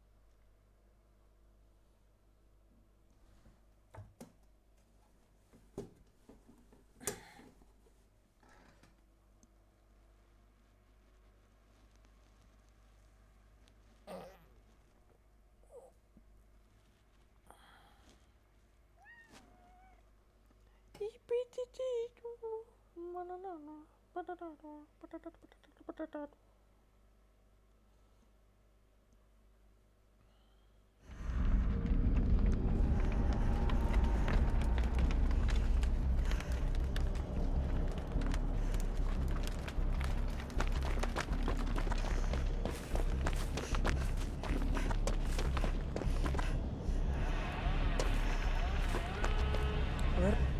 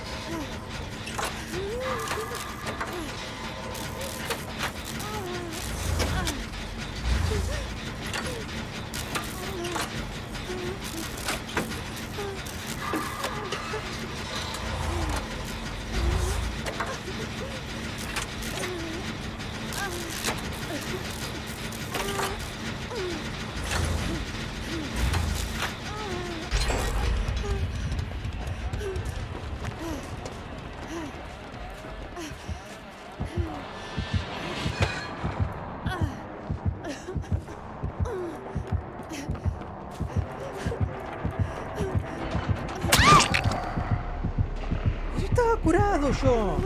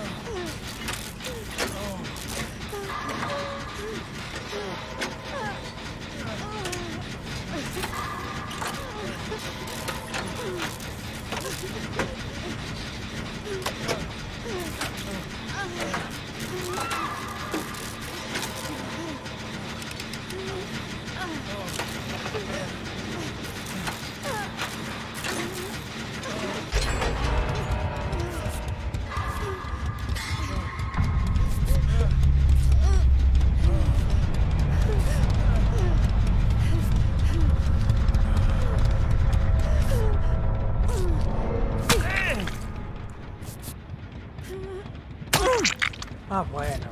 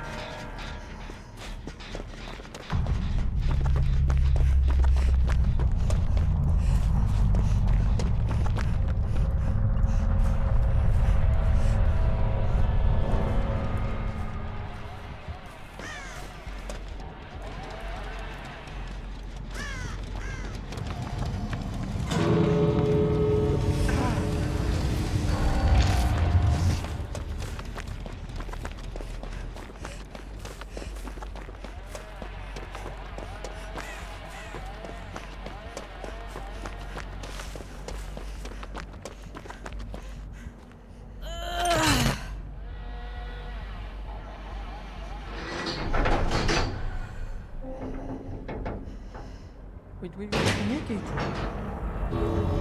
We can actually make it.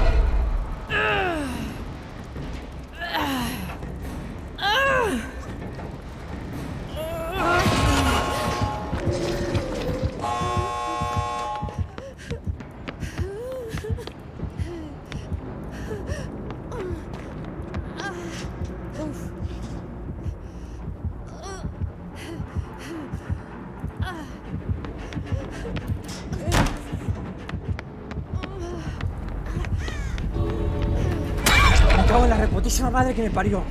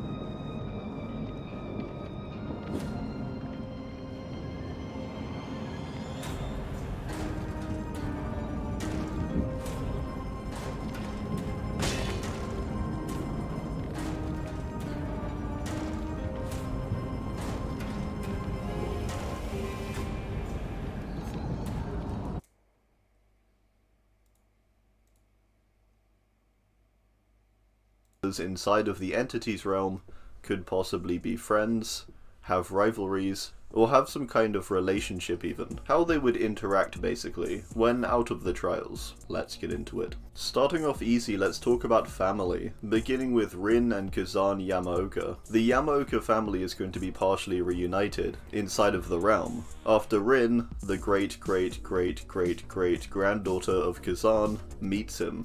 I get the feeling this reunion would likely go pretty poorly. Rin kind of hated that she was a Yamaoka, and had this inner fury. Also, the last family, or more so fatherly interaction Rin had, was her father cutting her to pieces, and kicking her through a glass partition. So, not exactly the best. Kazan, however, is likely going to have the complete opposite reaction, and be somewhat proud of his far-off descendant. Not only because the Yamaokas still exist, but because she's screaming and wielding a katana, which are like two of Kazan's favourite things. As two immortal, angry spirits though, we can probably assume they would just fight it out for a while, until the anger is all gone, get all that Yamaoka rage out. Then who knows, maybe they'd get on. The next family killer connection we have is between the Desires. Charlotte and Victor last left off in a pretty bad spot, after Victor straight up died. Charlotte actually returned to the realm for the purpose of reuniting with Victor, and because she was close to death herself. This is probably going to be quite an emotional reunion. I'd imagine once they are reunited, they'd likely keep to themselves, away from the other killers. Because these two really aren't your typical killers. I don't think they have any desire to interact with others who were considered as such either. The company of one another would be enough. Next up, I thought it would be interesting to cover the killers who simply wouldn't form any connections, or really interact with the others, because they're basically incapable of communication. So yeah, this section is for all the characters who are literally incapable of speech, or just aren't even human, so just won't be having much communication aside screeching, or just walking around doing their own thing. Pyramid Head is probably going to stay away from most other killers, and likely doesn't have emotions in the same way as the majority of the killers do. He's a bit of an anomaly in the realm, and I think he would just always be doing his own thing basically. It mentions in his lore that between his duties, he enters something called the Long Rest, so potentially between trials he's just sleeping. Demo is another character who's likely going to keep to themselves, digging tunnels, and also probably screaming at the crows or something. If we look at how they act in the show, it's in a very animalistic way, and so Demo's probably just going to happily roam around in between trials, doing its own thing, with little care for the other killers around it. Blight is another killer kind of incapable of speech, due to his jaw literally falling apart. So Blight is probably smacking into trees, trying to find more blighted plants, roaming around the different realms between trials. It's also worth noting that he probably has quite a bad relationship with most of the killers, what with him capturing many of them, and injecting them with suspicious orange vials that change them in a sizable way. Most of the killers injected by his serums aren't going to like him all that much. Someone like Doctor or Clown say may actually be impressed, and despite Blight not being able to talk, potentially there would be a vague friendship of some kind there. Maybe more like a respect. A really messed up one, but hey, they're kind of into that. For Shape, I think he's just going to be standing around and heavily breathing. This is the embodiment of evil we're talking about. I think aside his oofs, when he gets pallet stunned, Shape never says a word, and never has since 1963. So I think forming connections is off the table for him. Many of the other killers may even fear him, as this entity of pure evil. Huntress doesn't seem to be able to speak any modern languages either, and is pretty much hostile to anyone or anything that comes near her, which isn't exactly the best for forming connections. So I reckon Huntress just chills out.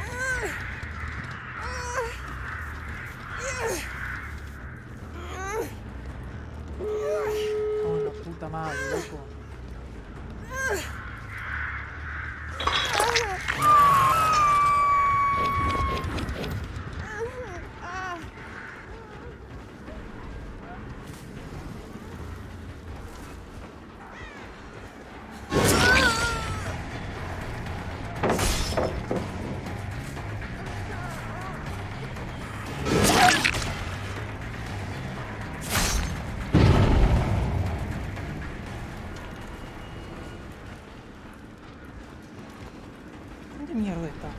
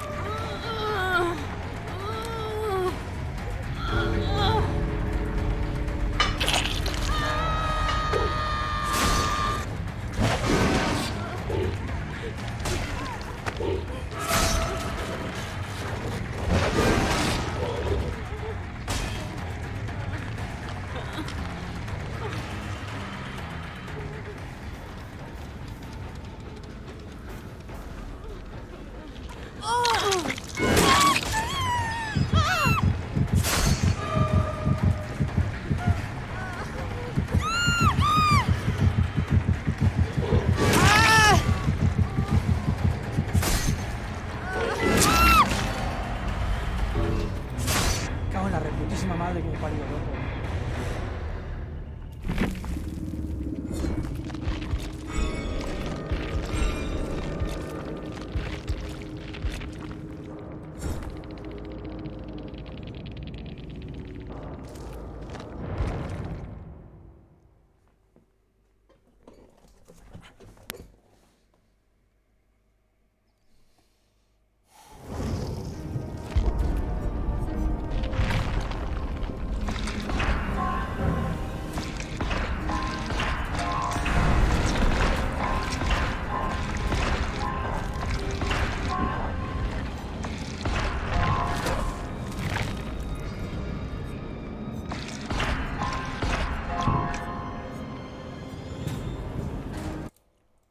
Out in her cabin in the Red Forest and just does what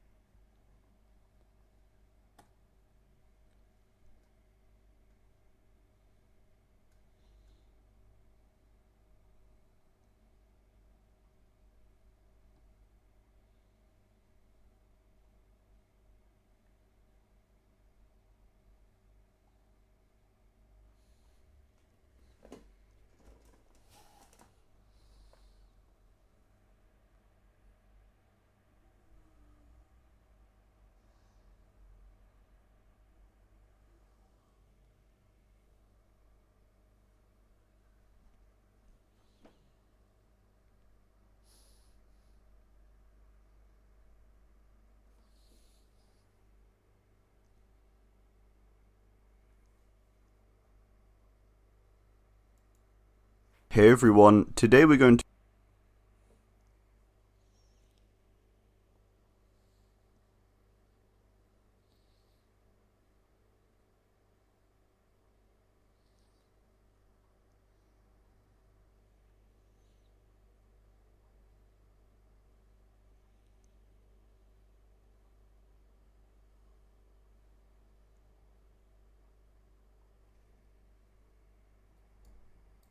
Hey everyone, today we're going to consider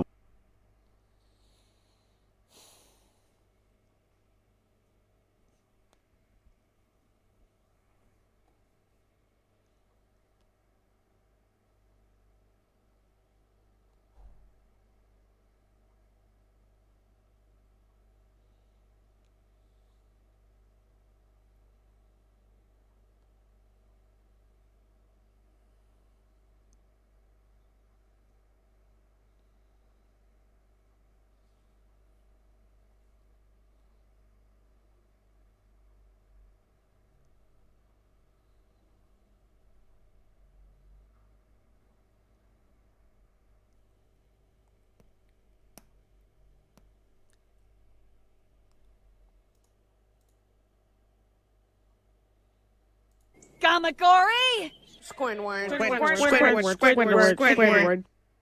I'm horny and can't concentrate. You will assist me. No, Squidward out. Squidward.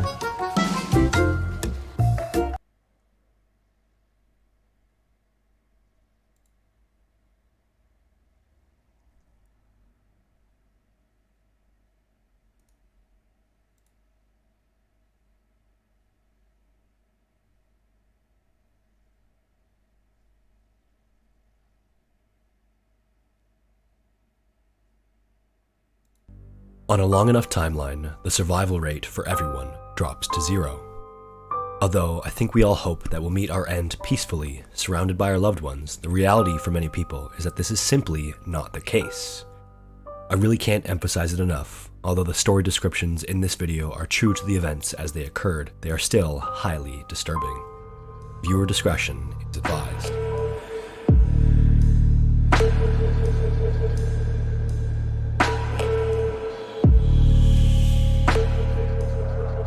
In Michigan, in the city of South Lyon, west of Detroit, there is an industrial tube manufacturer known as the Michigan Seamless Tube Plant. In essence, they create various lengths and sizes of metal tubing and piping. Raw metals and other materials arrive at the factory as cylindrical chunks that are then heated until they are white hot, at which point they are molded and hollowed out. The company also creates custom metal alloys and custom finishes on the metal for different industrial applications. Understandably, the factory has to use a variety of heavy machinery and harsh chemicals in the manufacturing process to create the final products. One such chemical they use in the manufacturing process is sulfuric acid. The combination of sulfur, oxygen, and hydrogen creates a colorless, odorless liquid that is highly corrosive to everything from rocks to metal. In everyday life, sulfuric acid is highly unusual, but in industrial manufacturing, the liquid is remarkably common and is used in several different processes from fertilizer to mineral processing. Unfortunately, its prevalence in manufacturing doesn't make it any less dangerous. If you get sulfuric acid on your skin, it will cause severe acidic chemical burns that are not unlike the burns you'd get from heat. And just like getting burnt from heat, the chemical burns are extremely painful. It's destructive to all the tissues in your body and will dissolve your skin, your teeth, your eyes, and even your lungs, and you'll die if you get severe enough exposure. On Saturday, February 9th, 54-year-old Daniel Hill got up for work and drove to his job at the Michigan Seamless Tube Plant in South Lyon. He had worked for the company since April of 2017 and had just recently moved closer to the factory the previous July. According to neighbors of the Hill family, Daniel and the rest of his family were ecstatic to have moved to the countryside. By all accounts, they were nice, quiet people who were thoroughly enjoying their new area that was home to wildlife like deer and coyotes. Now, it's unclear exactly what transpired at the Michigan Tube Factory that day because details of the events are limited, but it seems as though the factory had a raised walkway of sorts above some large vats where they stored different chemicals for the manufacturing process. At some point during the day, some other workers at the plant noticed a man had fallen into one of the open vats and was at the side trying to pull himself out. They rushed over to him to try to pull him out, and they would manage to get him out, but not before getting burned from the piping hot liquid in the vat because that specific vat was kept at 160 Fahrenheit or 70 degrees Celsius. After pulling him out, they realized it was Daniel and rushed him over to one of the safety showers in the factory to wash off all of the chemicals. At this point, Daniel was still walking and talking, although probably in extreme pain from how hot the liquid was. Paramedics arrived at 12:21 p.m. and rushed him to Ann Arbor University Hospital and spent the next 11 hours providing him with medical attention, but unfortunately, Daniel would pass away later that day. It was determined that Daniel had fallen into a vat of 12% sulfuric acid solution and had burns over 100% of his entire body. So not only was the liquid extremely hot, it was extremely corrosive, ultimately contributing to his death. It's unclear exactly how Daniel fell into the vat or how long he was in the vat before anyone had noticed he had fallen in, but it seems as though he had fallen accidentally and was completely submerged during the initial fall. In an investigation of the incident, the Michigan Seamless Tube Plant received fines totaling $93,000 for several safety-related concerns, including zero training for at least 18 workers about hazardous energy sources. Orcas, or killer whales, despite their name, are actually members of the oceanic dolphin family and are the largest member of this group. With no natural predators, orcas are the apex predators of their environment and possess sophisticated hunting techniques due to their intelligence. They are also highly social and form stable family groups that pass unique vocalizations and behaviors across generations. Despite their status as apex predators, in the wild they are not considered a threat to humans and no fatal attack has ever been documented. In captivity, however, due to stress and boredom, orcas have been known to act aggressively towards themselves, their tank mates, and their handlers. In December of 1981, a male orca was born off of the coast of Iceland and was captured 2 years later in 1983. A year after that, he was transferred to sea land.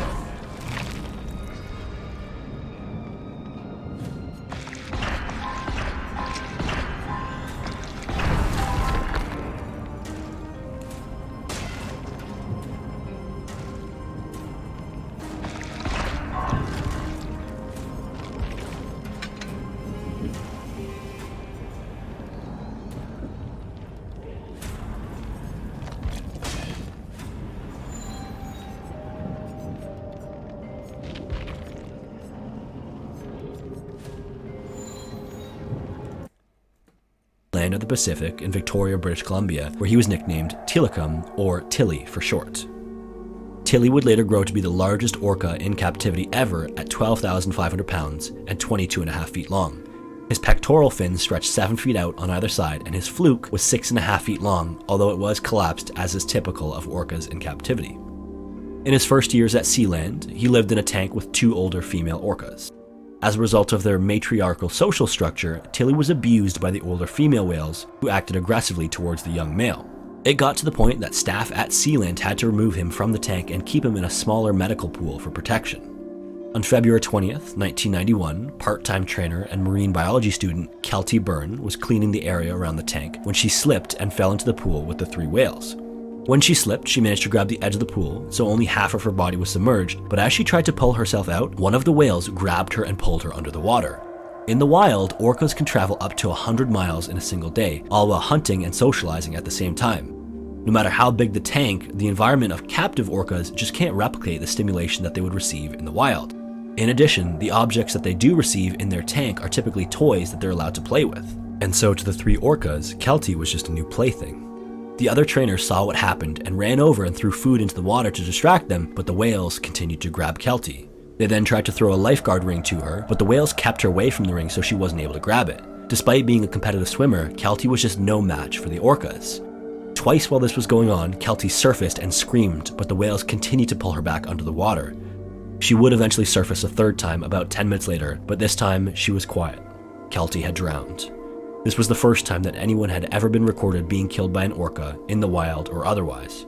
It would take another 2 hours to recover her body, and when they did, all of her clothes had been stripped off and she was covered in bites and bruises. Tilly was moved to SeaWorld in Orlando, Florida soon after this incident, and Sealand was closed in the year following the death of Kelty. Despite this tragic event, Tilly resumed performing once again after being transferred to SeaWorld and would be without incident until 9 years later. On July 6, 1999, just after 7 a.m., a maintenance worker was cleaning around the breeding and research pool that Tilly was being held in and noticed a pair of legs draped over Tilly's back. The maintenance worker climbed upstairs to get a better look and would see that it was a man. He had no clothes, he was blue and discolored, and he had cuts and bruises covering his body. He was wearing swim trunks, but they were torn open at the seam and his genitals had been bitten off. It also seemed as though he had been dead for a few hours because rigor mortis had already set in.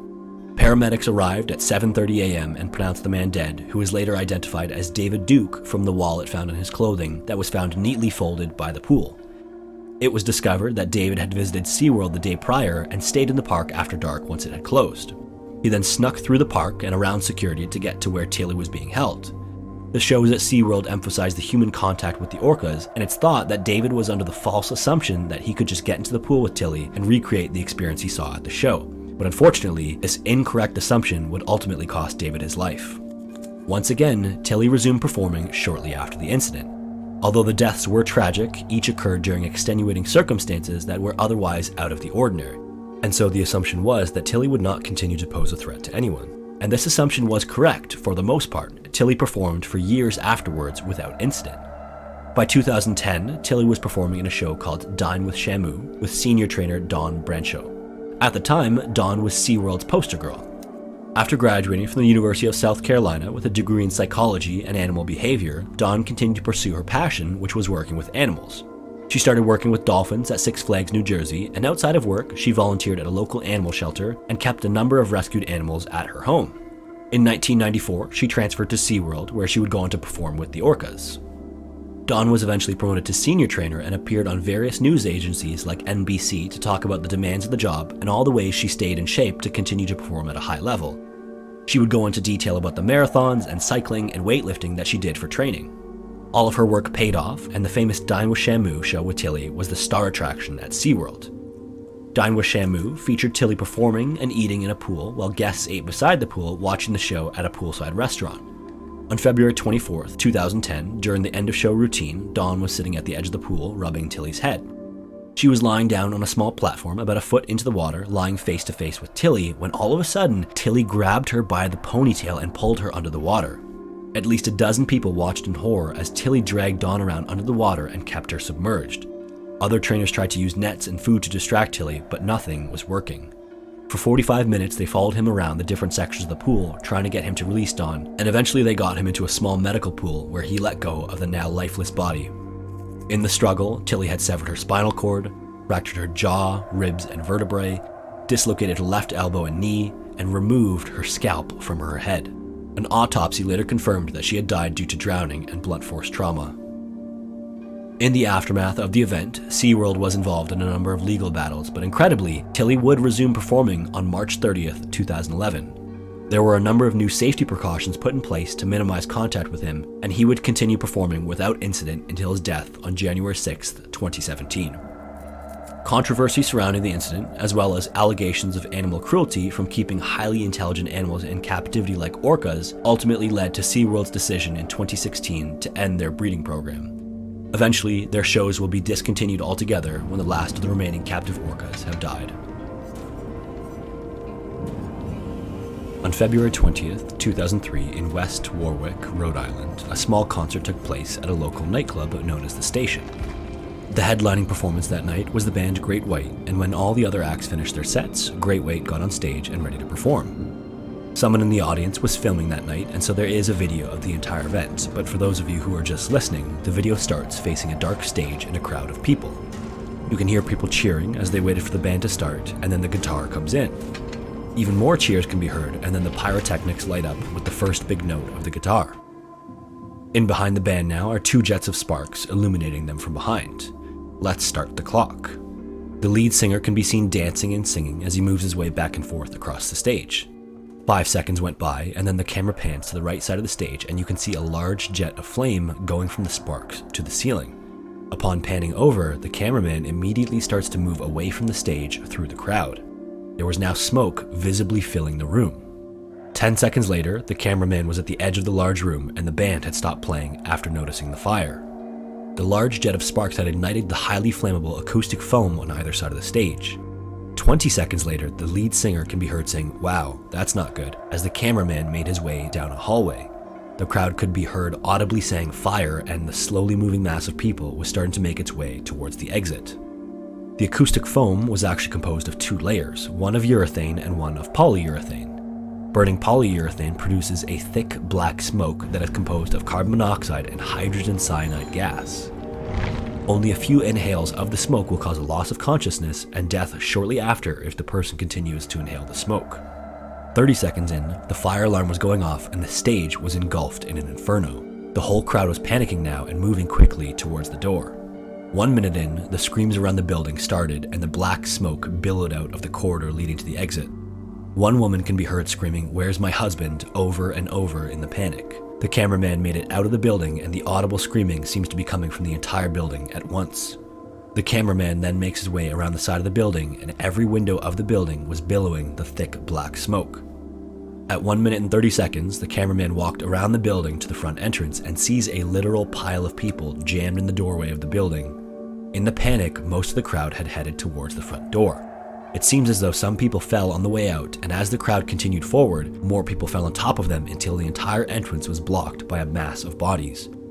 All that could be seen was their heads, arms, and torso as they struggled to free themselves.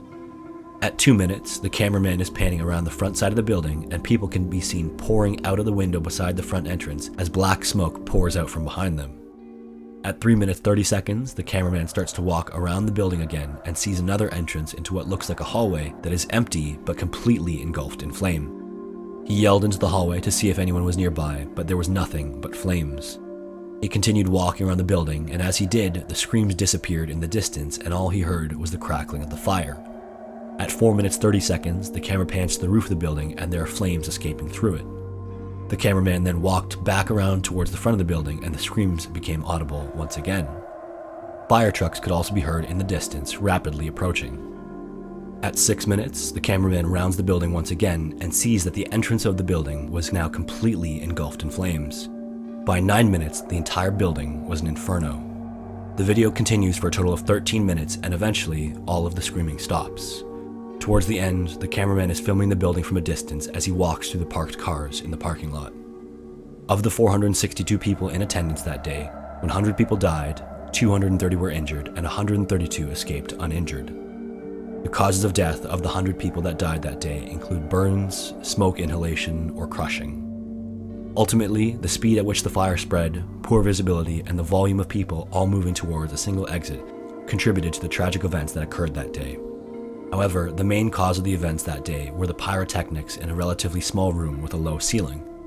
In the aftermath of the events, the club owners claimed that they didn't give the band permission to use the sparkler jets, while the band claims that they were given permission. It was also discovered that the station nightclub did not have a sprinkler system, which would have slowed the spread of the fire significantly.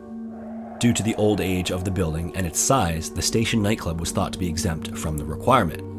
It's unclear exactly how it passed fire inspection without this being noticed, but this would be another contributor to the events on that fateful day. The 2 owners of the club and the band's manager who set off the pyrotechnics were charged with over 200 counts of involuntary manslaughter each and received sentences of varying lengths. Incredibly, the station nightclub fire is only the 4th deadliest nightclub fire in US history.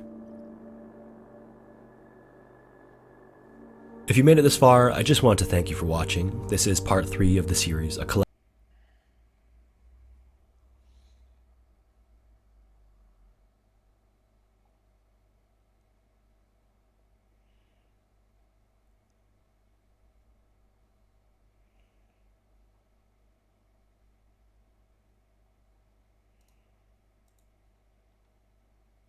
Hey everyone, today we're ranking the survivors from least to most favoured by the Entity.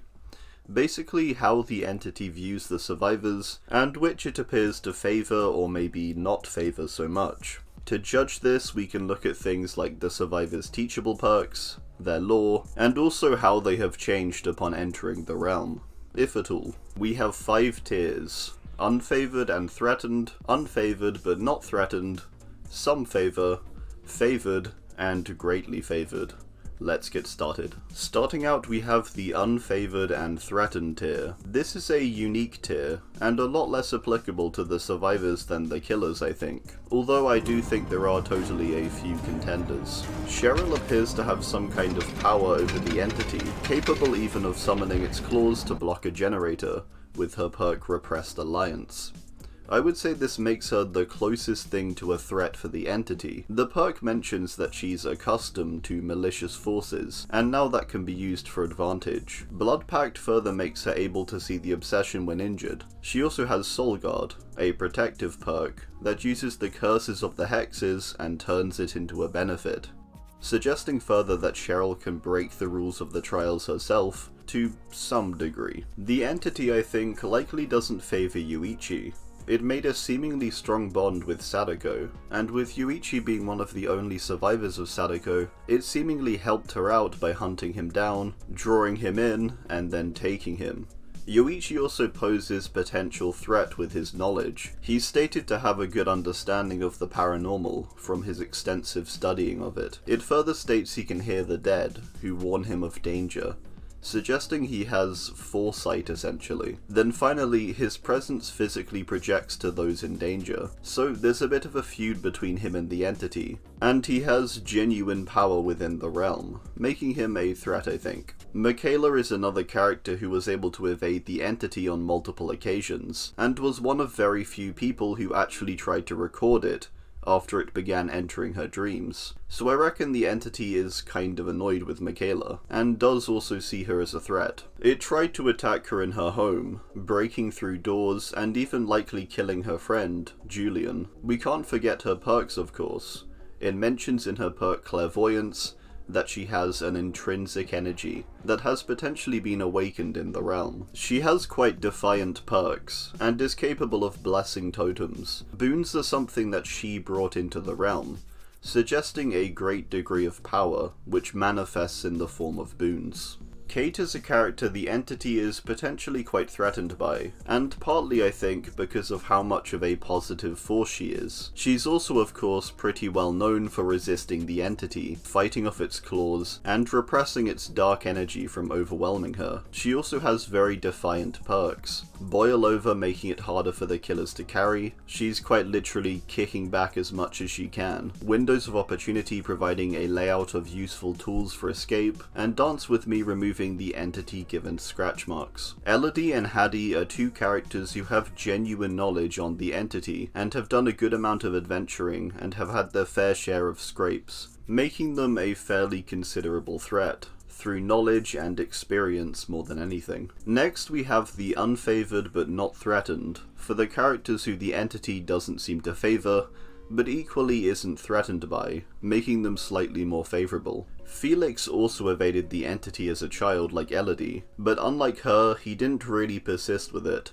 and decided instead to move on. He didn't go gunning for the entity. He has some knowledge of the entity, and I think his escape is still a sore spot for the entity, and makes him unfavored. But I don't think he can be considered a threat to it. His understanding of the realm is partially reflected in his perks, such as Built to Last, where he can replenish items and their charges completely, which is quite defiant. Jonah, I think, is rather unfavored by the entity, with his perks centering more around his logical and numbers-based mind, and less to do with entity-given ability. He also has a boon, which is a potential sign of defiance. Jonah was a character the entity put a good multiple decades into taking, by laying a trap and seemingly waiting for him for years. I don't think it's threatened by him, but I think his defiance and the time taken to get him to the realm makes him unfavored.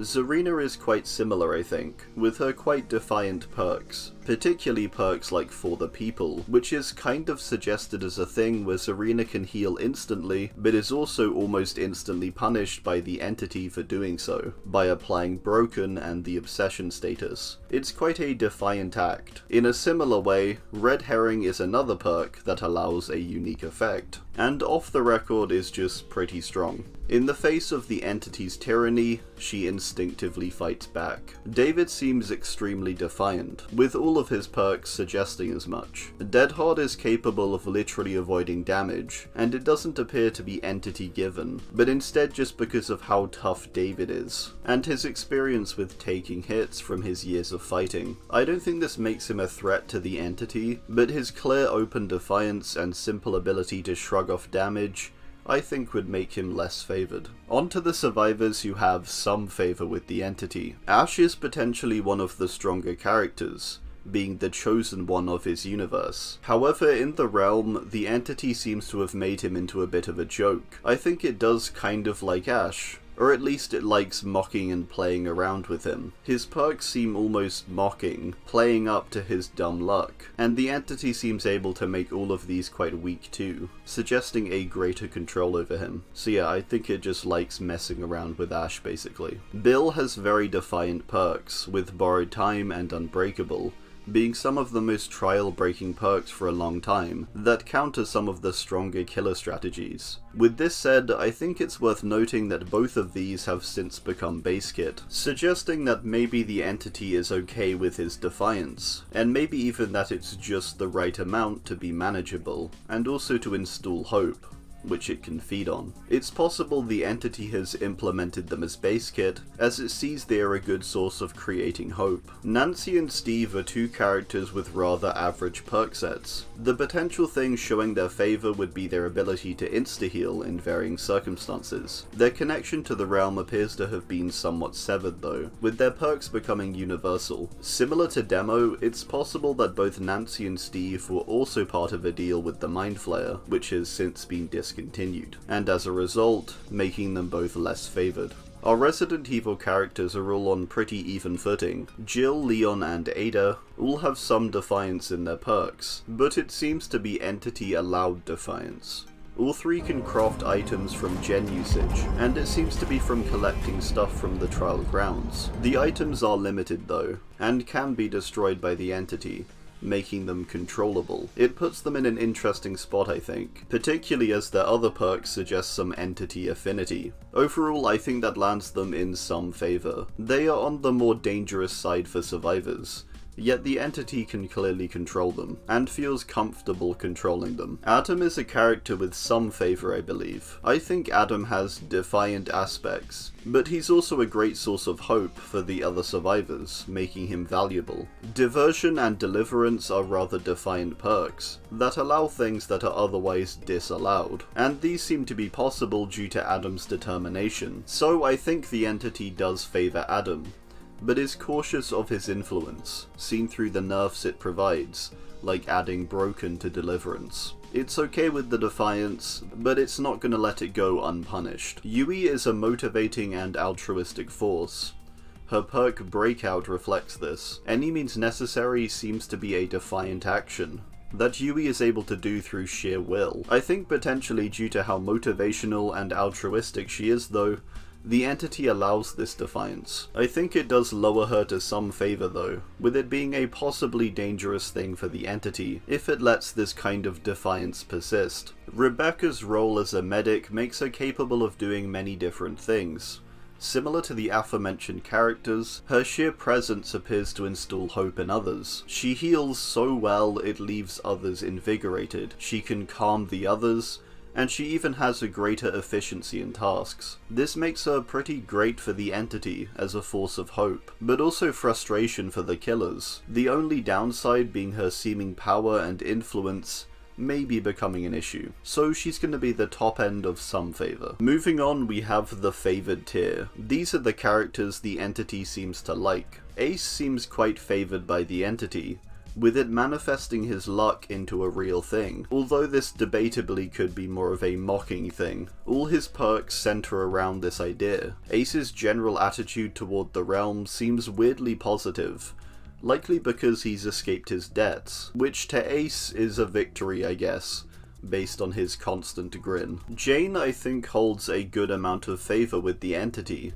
with it allowing her to stun the killers with lockers. Her other perks cut down healing and remove scratch marks too. I think the fact that when Jane was taken, it looked as if she died due to her car crashing, and so the entity is kind of happy it was such a clean take, as it were, with the world being none the wiser. I don't know, that's my reasoning behind it at least. There's also not any negative side effects really to these fairly defiant actions, meaning I think Jane is actually favoured. Laurie, I believe, may be quite favoured, and partly because the entity sees Laurie as its Maya's deterrent. It provides her with powerful perks like Object of Obsession, which is stated to provide you with a supernatural bond to the killer. Of course, Decisive Strike too, which is maybe the most direct attack back that survivors can do. Basically, if Myers is going to break the rules and marry who he wants, the entity is going to give the survivors the potential to do the same, through Laurie. Quentin seems favoured by the entity also, for a similar reason to Laurie. He's like a counter to Freddy, and acts as a point of aggravation for him, creating more emotion. His perks, in a similar way to Laurie's, allow him to counter a multitude of things. Wake Up allows you to open the exit gates faster, Pharmacy helps out with heals, and Vigil shortens an array of negative status effects, although he has no cosmetics, so maybe he's really at the bottom of the list. Jeff seems to be quite favoured by the entity. Distortion allows him to block aura reading, Aftercare allows the forming of bonds after an altruistic action, and of course Breakdown allows the destruction of hooks for a whole 3 minutes. These all seem to be the entity given powers too, as there's no negative side effects really, suggesting favour, and likely because of Jeff's own altruistic nature, making him a good source of energy within the trials. Feng I believe to be favoured, in part for her attitude she appears to have toward the trials. She's said to be ready for the new challenge, and sees it as the thing she has been training for her entire life. Her perks reflect the entity's favour too, I think. Tap I also think is quite favoured, in a similar way to Feng, with him seeing the trials as a challenge. Upon arrival to the realm, he sees it as an opportunity to not let obsession distract him, and to do his job as a police officer, which is honestly pretty good for the entity emotion-wise. His perks reflect this newfound determination. Finally, we have the greatly favoured, for the characters who the entity clearly really likes. I think the entity actually likes the original characters quite a bit. It makes sense too, with them being its original picks for the realm, or the realm we see in game at least. So I'm going to put them all here.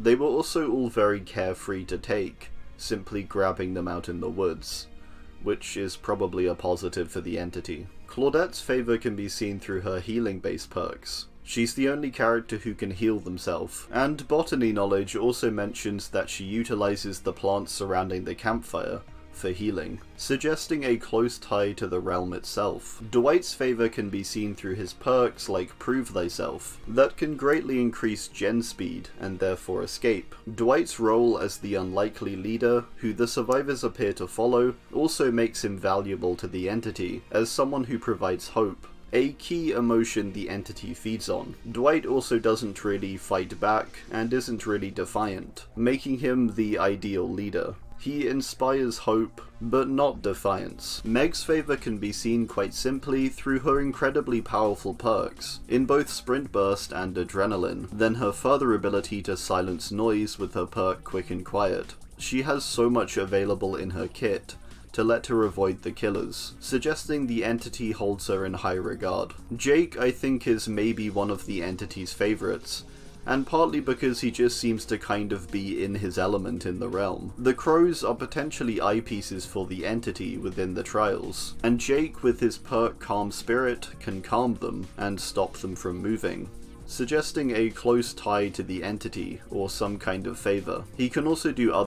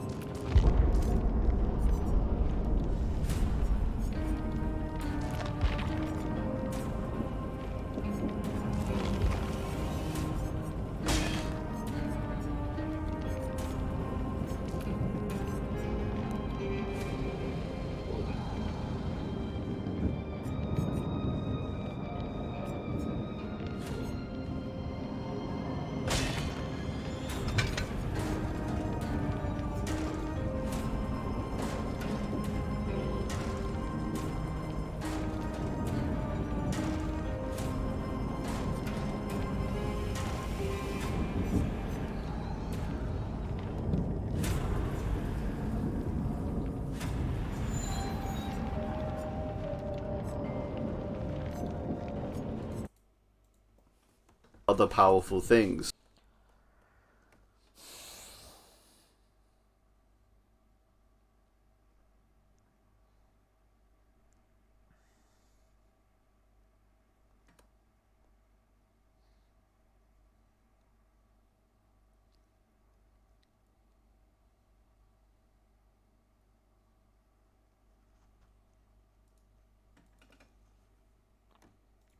That's just pretty sure he needed to.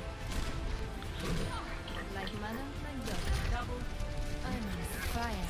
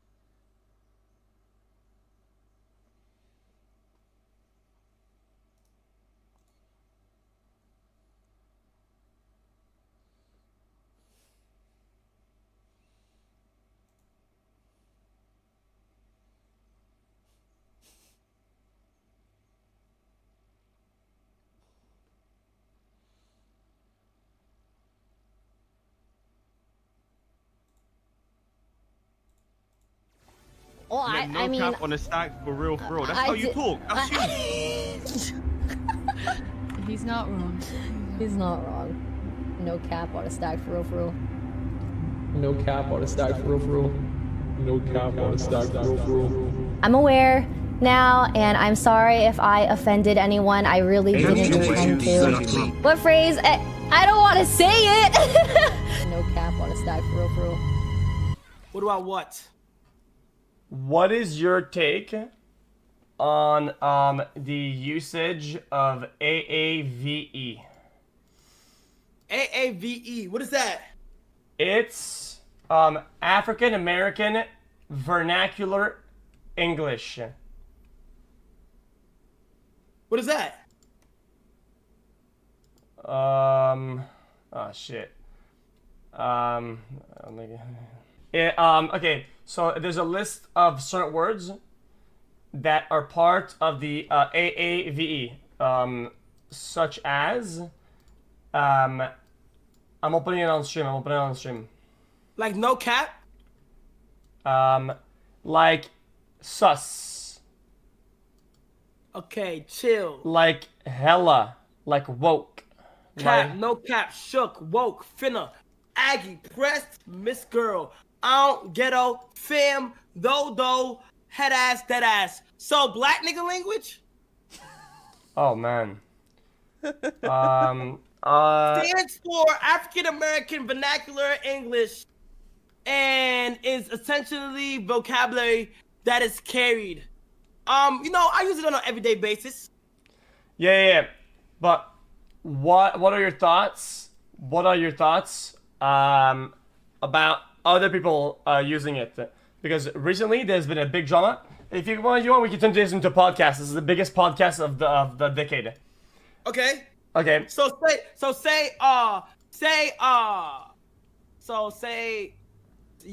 I don't. That other people watching it, like about who's not black. Alright, let me give you the premise. The premise goes as follows. Okay.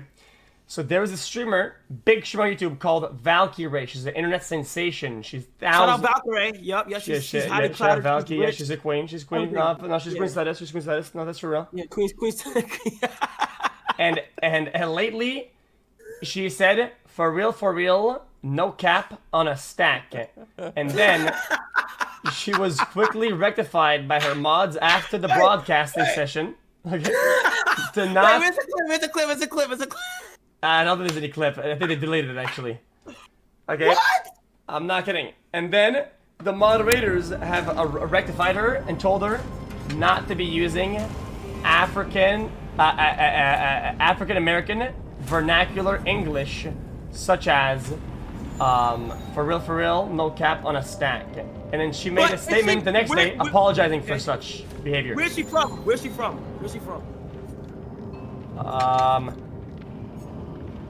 Philippines, I think. Okay, first things first. Why are people telling her not to use?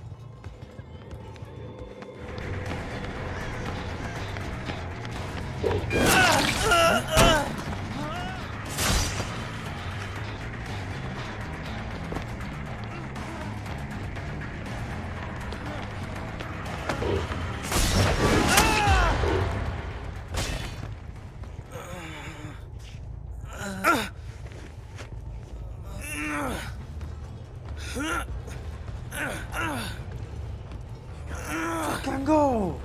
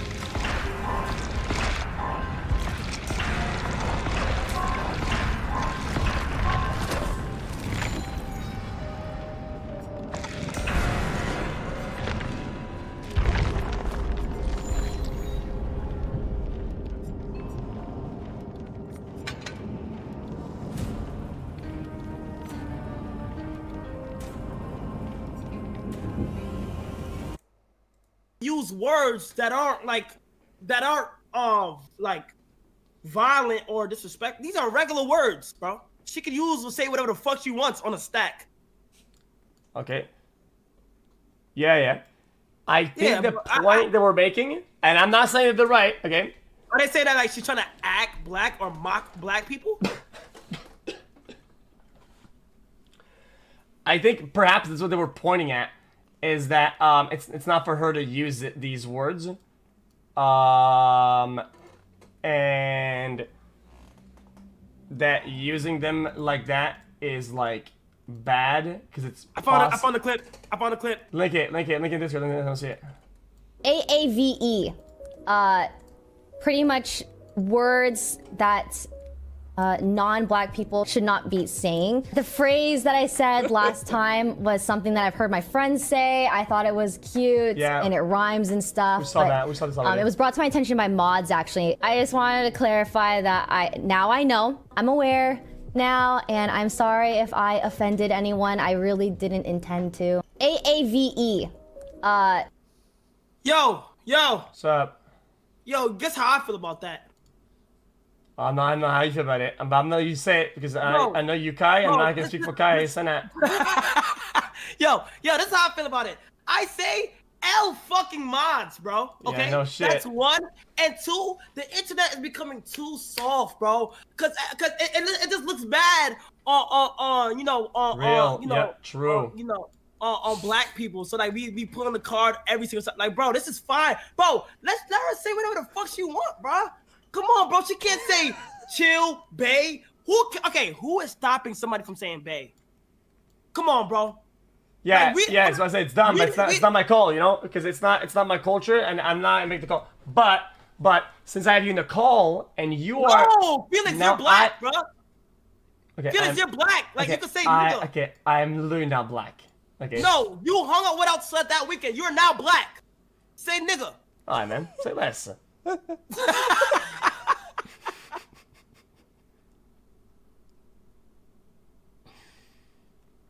Okay. You heard? Did you hear it? Huh? Jesus, man. Yeah, I gotta move out of this place at Ludwig's house. This freaking internet is trash, bro. Anyway. Do you wanna move to the AMP crib? Oh, where's that at? Is that in LA? It's in Atlanta. Do you wanna move in here? No. Why I just got a house here, man. Yo, I found a clip. Send it. Uh-oh. But it's a game. We work together, and there's one killer. You said you don't care. Well, I mean, cap on a stack for real. That's how you talk. That's you. He's not wrong. He's not wrong. No cap on a stack for real. Wait, even in this clip though, she's like paraphrasing somebody else. Wait, even in a world where she would have said it would have been fine, but she's literally copy pasting what somebody just said to mimic them. Wait, I'm confused. That clip just confused me. Wait, what? Yeah, that's like nothing. Yeah, this is a disaster. Are those L clips? No. That was they were referencing.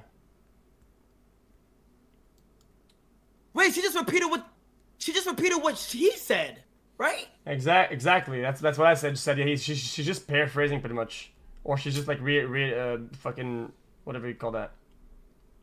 Bro. Yeah, which is insane. Yeah, internet is soft. Internet needs to grow some balls. L mods. I'm gonna enter that chat and I'm gonna say L mods, bro. You know, bro, Valkyrie, if you need new mods, bro, just hire me. That's it. Thank you. I think it's actually good. See, I think that was a good opportunity because every person that had a take on this, right, in a space in the world, or at least in this, you know, I had to say, I'm just gonna say how it is, are white, super white. Yeah, just keep it stacked, bro. That's tough. So anybody who has okay. So it's good. You know, it's good that now we talk about it, right? And you as a person of color, and me, a person of color, What? I'm trying to be respectful, bro. I'm trying to be respectful. Hey, that's why. Hey, but look, you're talking on it too, bro. Which means that you're black, gang. You're black. Oh man, does that mean? Nah, you invited to the cookouts, bro. Oh, say less. Hey, you guys make a cookout at the AMP crib? I'm pulling up the nest. But you gotta promise me, bro. So we have a cookout. You gonna pull up? Yeah. Well, what kind of cookout do you guys do? You guys actually cook up or not? Yeah, we do a little. We have like hamburgers, hot dogs, fireworks. You know, pool. You know, just chill vibes. Yeah, pool noodles. I fucking love those, man. That shit goes hard. Listen. What about if? Wait, hold on. Somebody's calling me. Hold on. All right. When I move in a couple days, I'm gonna make it a studio,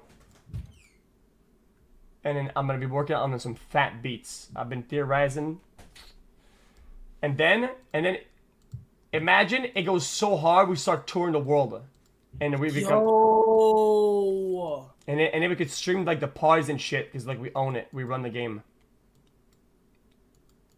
I took a walk.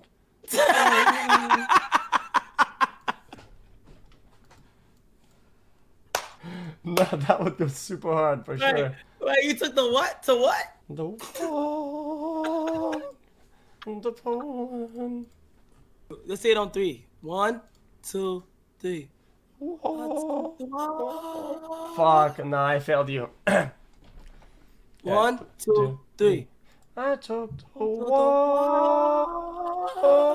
to Poland. Alright, listen. So I think we get somebody else to sing like the hook or the chorus, and we just go with the bars. I can get Yachty. Yachty's my friend. Wait, real shit? Yeah, real shit. Nah. Real? Yes. Should we get Yachty? Man, we definitely get Yachty. Yachty, he kind of on the come up, man. Yeah. Let's go. Let's get Yachty. Yachty. Okay, but the thing about Yachty is that Yachty already got a song, bro. So it's like, how is that gonna work? He has the song. Okay, so you want us to impress him with our song, so he feels compelled to work with us. Yeah. How about we remix it? Yeah, let's remix the song. Yeah, what about Lil Uzi? Okay, let's remix the song. Lil Uzi, I spoke to Uzi, but you said Lil Uzi? Yeah. Aiden's on stream, I already said it, Lil Uzi.